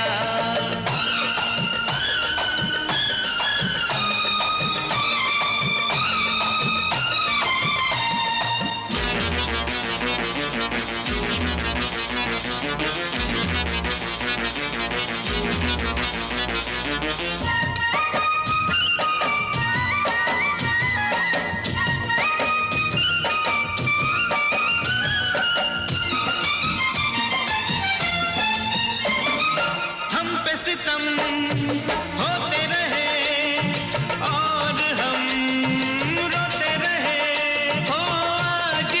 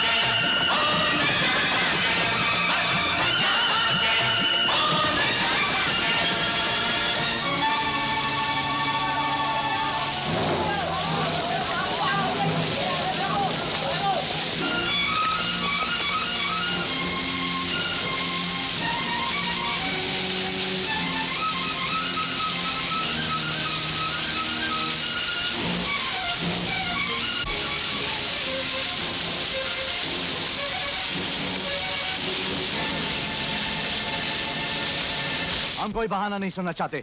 ठाकुर साहब ने गांव में आग लगाया है, तुम्हें उनके खिलाफ रिपोर्ट लिखनी पड़ेगी। अरे तय लोग उस शरीफ आदमी के पीछे ऐसे पड़ गए हैं जैसे किसी बिल्ली के पीछे पागल कुत्ते पड़ गए हो। अरे तय लोग समझने की कोशिश करो। अरे मन्ने मजबूर, मन्ने रिपोर्ट नहीं लिख सकता चूना लगा के। हिम्मत सिंह जी, ये इस इलाके में एयरफोर्स का नया प्लान है, आप इसे ध्यान से पढ़ लीजिए। चूना लगा के मर गया रे ठाकुर। शर्मा, हमारी इस पुरखों की हवेली को नई दुल्हन की तरह सजा दो। दीवारों का नया रंग रूप, नए सोफे, नए पर्दे और इस पुराने कालीन को निकाल के यहाँ खूबसूरत नया कालीन बिछा दो। नहीं ठाकुर, पराई हवेली पे इतना खर्चा करना अक्लमंदी नहीं है, बेवकूफी है, गधापंती है चूना लगा के। पराई हवेली? क्या बक रहे हो तुम? शर्मा, बाहर जाओ। क्या है? मैं बक नहीं रहा हूँ। जब ढूंढो आ जाओ, ढूंढो आओ आओ आओ आओ ना, आजा आजा, निकल निकल निकल। अंदर की बात है ना, इसलिए छुपा के लाना पड़ता है। ये जरा नक्शा देख ले। अब जरा अपने इलाके पे नजर मार चूना लगा के। क्या है कि गवर्नमेंट ऑफ इंडिया ने ये इलाका एयरफोर्स के हवाले कर दिया है और अब एयरफोर्स वाले इस इलाके के अंदर हवाई अड्डा बनाने वाले हैं। सुबह शाम इस इलाके के अंदर बम फूटने की प्रैक्टिस करेंगे। अंदर की खबर है। और मुआवजे के तौर पे क्या देंगे मालूम है? आज से 20 साल पुराना भाव। कितना हुआ है? 2 4 5 रुपए 27 पैसे। हाँ, और हो ही नहीं सकता कि तय को ये इलाका खाली ना करना पड़े। भाई गवर्नमेंट का मामला है ना। मतलब ये कि पुराने भाव में मुझे ये हवेली खाली करनी पड़ेगी? अरे पुरखों की जायदाद कौड़ियों के भाव बिकेगी क्या? और अंदर की खबर लाया हूँ कि इस हवेली के अंदर वो लोग अपना हेड ऑफिस बनाने वाले हैं। नहीं, ये कभी नहीं हो सकता। मैं ऐसा हरगिज़ नहीं होने दूंगा। हिम्मत सिंह, इस मामले को किसी तरह यहीं दबा दो। हाँ, दबा तो दूं, लेकिन क्या है कि वो थोड़ा चूना मिल जाता तो चूना दे दे, थोड़ा पैसा। ये ले। ठाकुर साहब, आप पैसों से किसान खरीद सकते हो, मकान खरीद सकते हो, पुलिस खरीद सकते हो, लेकिन हिंदुस्तान की एयरफोर्स वो नहीं खरीद सकते। और कुछ ही दिनों के अंदर ये स्कीम अखबारों में भी छपने वाली है। 20 साल पुराने वाले भाव से तो अच्छा है कि आज के भाव में हवेली नीलाम कर दो। मरेगा वो जो खरीदेगा, हम तो बच जाएंगे चूना लगा के। सोच लियो, सोच लियो।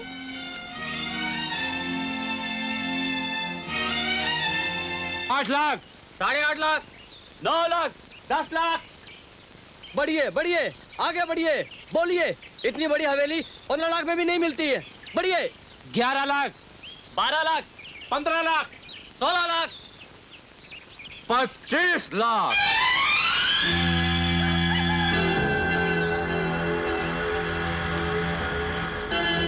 25 लाख, 25 लाख, 25 लाख 1, 25 लाख 2, 25 लाख 3।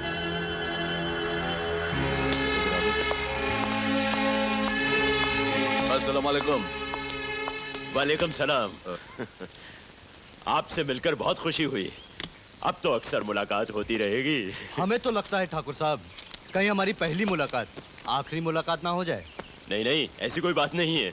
आप लोगों को फुर्सत नहीं होगी तो मैं खुद आपसे मिलने चला आऊंगा। अच्छा अच्छा। गिन लीजिए, पूरे 25 लाख है। हाँ,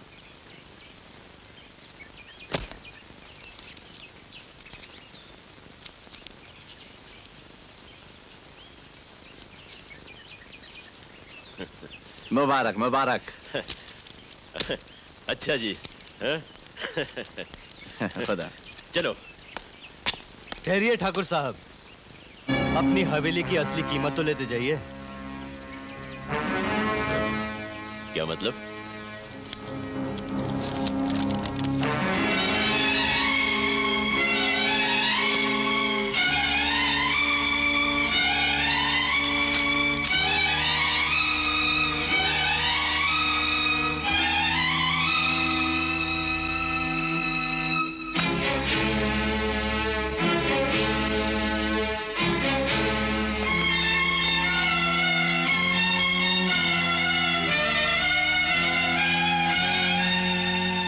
ठाकुर, आज इस कोरे कागज पर तूने अपना सब कुछ हमारे नाम कर दिया है। तेरी ये हवेली चवन्नी बनकर मेरे इस जूते में पड़ी ठाकुर। यहां से शहर का किराया है 1.25 रुपया, और ये 1 रुपया मैं तुझे भीख में देता हूं। ये ले। और जरा संभल के वो नकली नोट के बैग ना गिर जाएं। तुम दोनों की ये मजाल। हिम्मत सिंह, पकड़ो इन दोनों को। इन्होंने मेरे साथ हरामजादी की है। छीन लो वो स्टैम्प पेपर, मैं उसे आग लगा देना चाहता हूं। Shut up, you bloody fool, and get out from here.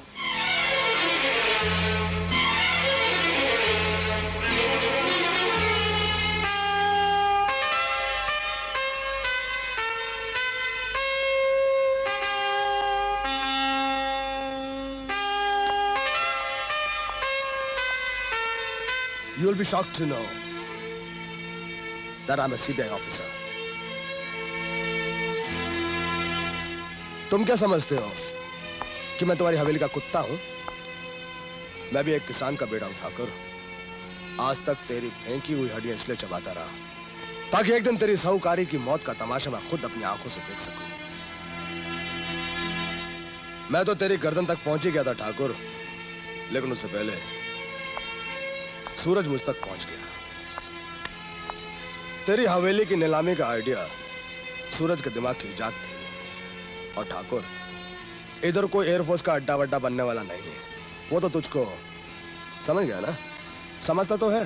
गांव वालों, तुम स्टैम्प पेपर के मुताबिक इस हवेली में घुसकर उन सारे स्टैम्प पेपर को आग लगा सकते हो जिन पर तुम्हारी उंगलियों के निशान है।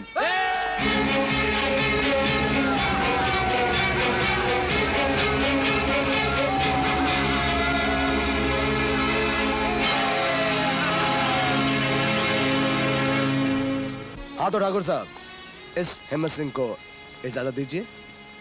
वैसे मैं चाहूं तो आपको करप्शन केस में गिरफ्तार कर सकता हूं, लेकिन मेरे ख्याल से किसान भाई चाहते हैं कि आप अपनी साहूकारी की मौत खुद अपनी आंखों से देखें। देखें ना ठाकुर साहब, आज आपकी आंखों में आंसू नहीं है और मेरे पास पहुंचने के लिए रुमाल भी नहीं।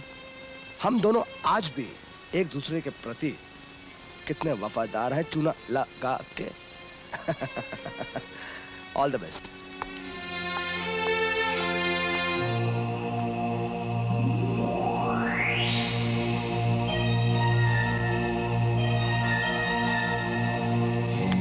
आग बनकर तुम्हारी तकदीर के पन्नों को न जला दूं तो मेरा नाम भी ठाकुर शेर बहादुर नहीं।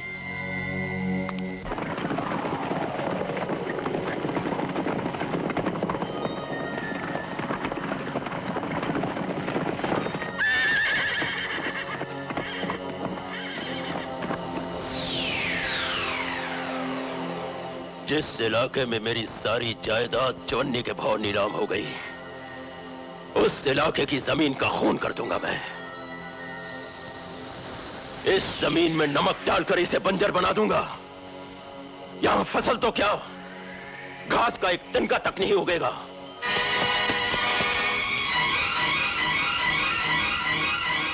अपने नमक वाले ट्रैक्टर वापस ले जाओ ठाकुर। हम तुम्हें जीने का आखिरी मौका देते हैं। बच्चों के जीते जी तुम उनकी मां का खून नहीं कर सकते। पैदा करने वाली मां को तो नहीं देखा, लेकिन जिसने हमें पाल पोस कर बड़ा किया है उसकी कसम ठाकुर, अगर तूने मिट्टी में नमक मिलाकर इस जमीन को बंजर बनाया तो अनाज की तरह तेरी हड्डियों का आटा बनाकर रख दूंगा कुत्ते। मैं अपनी साहूकारी को इतनी आसानी से मरने नहीं दूंगा। क्या देख रहे हो? नमक डालना शुरू करो।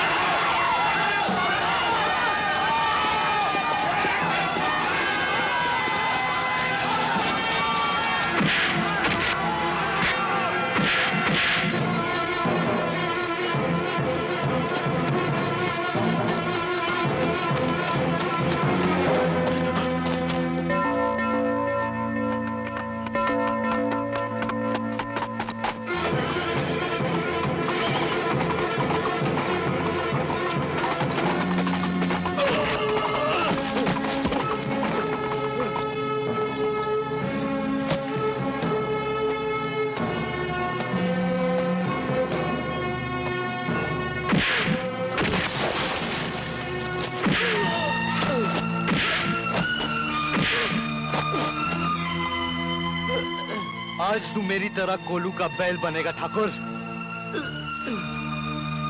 उठाकर इसे चला, नहीं तो उल्टी कमीज की तरह तेरी खाल भी उल्टी कर दूंगा।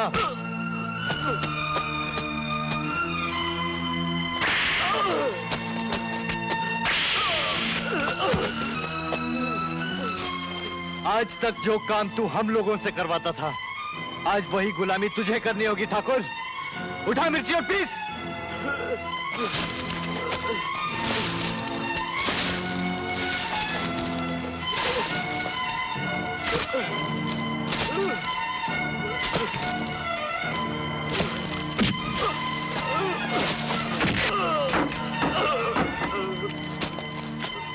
ये वही तराजू है ठाकुर, जिससे तू गरीब किसानों का अनाज लूटा करता था।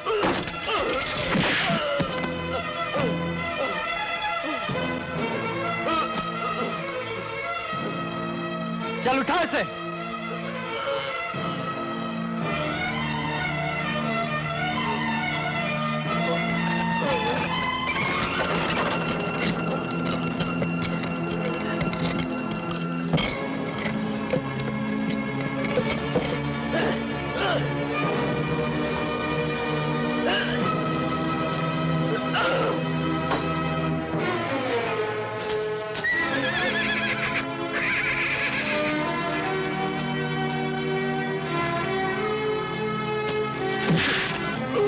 मारिए इसे बाबूजी। जिसने किसानों का खून पिया, आपको मौत से भी बदतर जिंदगी दी, आप उसी को छोड़ देंगे बाबूजी? मारिए इसे। जो कमीना इंसान इस जमीन में नमक मिलाकर उसे बंजर बनाने की कोशिश कर रहा है, क्या आप उसे माफ कर देंगे बाबूजी? मैं कहता हूं मारिए इसे, मारिए इसे बाबूजी, मारिए। बाबूजी मारिए इसे, मारिए बाबूजी, मारिए इसे बाबूजी, मारिए इसे बाबूजी, मारिए बाबूजी, मारिए। देख ठाकुर, मेरे हाथ की तरफ अच्छी तरह से देख। इस मुल्क में हम किसान इन उंगलियों की तरह बटे हुए हैं, लेकिन जिस दिन एक हो गए, उस दिन तेरे जैसों की तो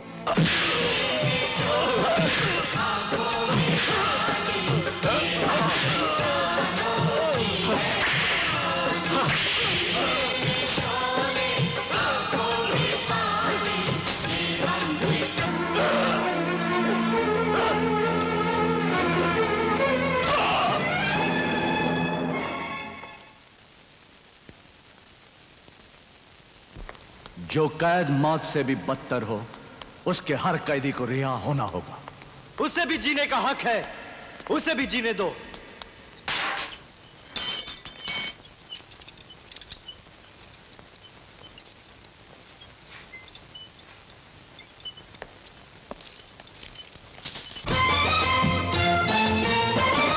फैसला ये आज हुआ, जनता का राज हुआ। हम में से हर कोई आज महाराज हुआ।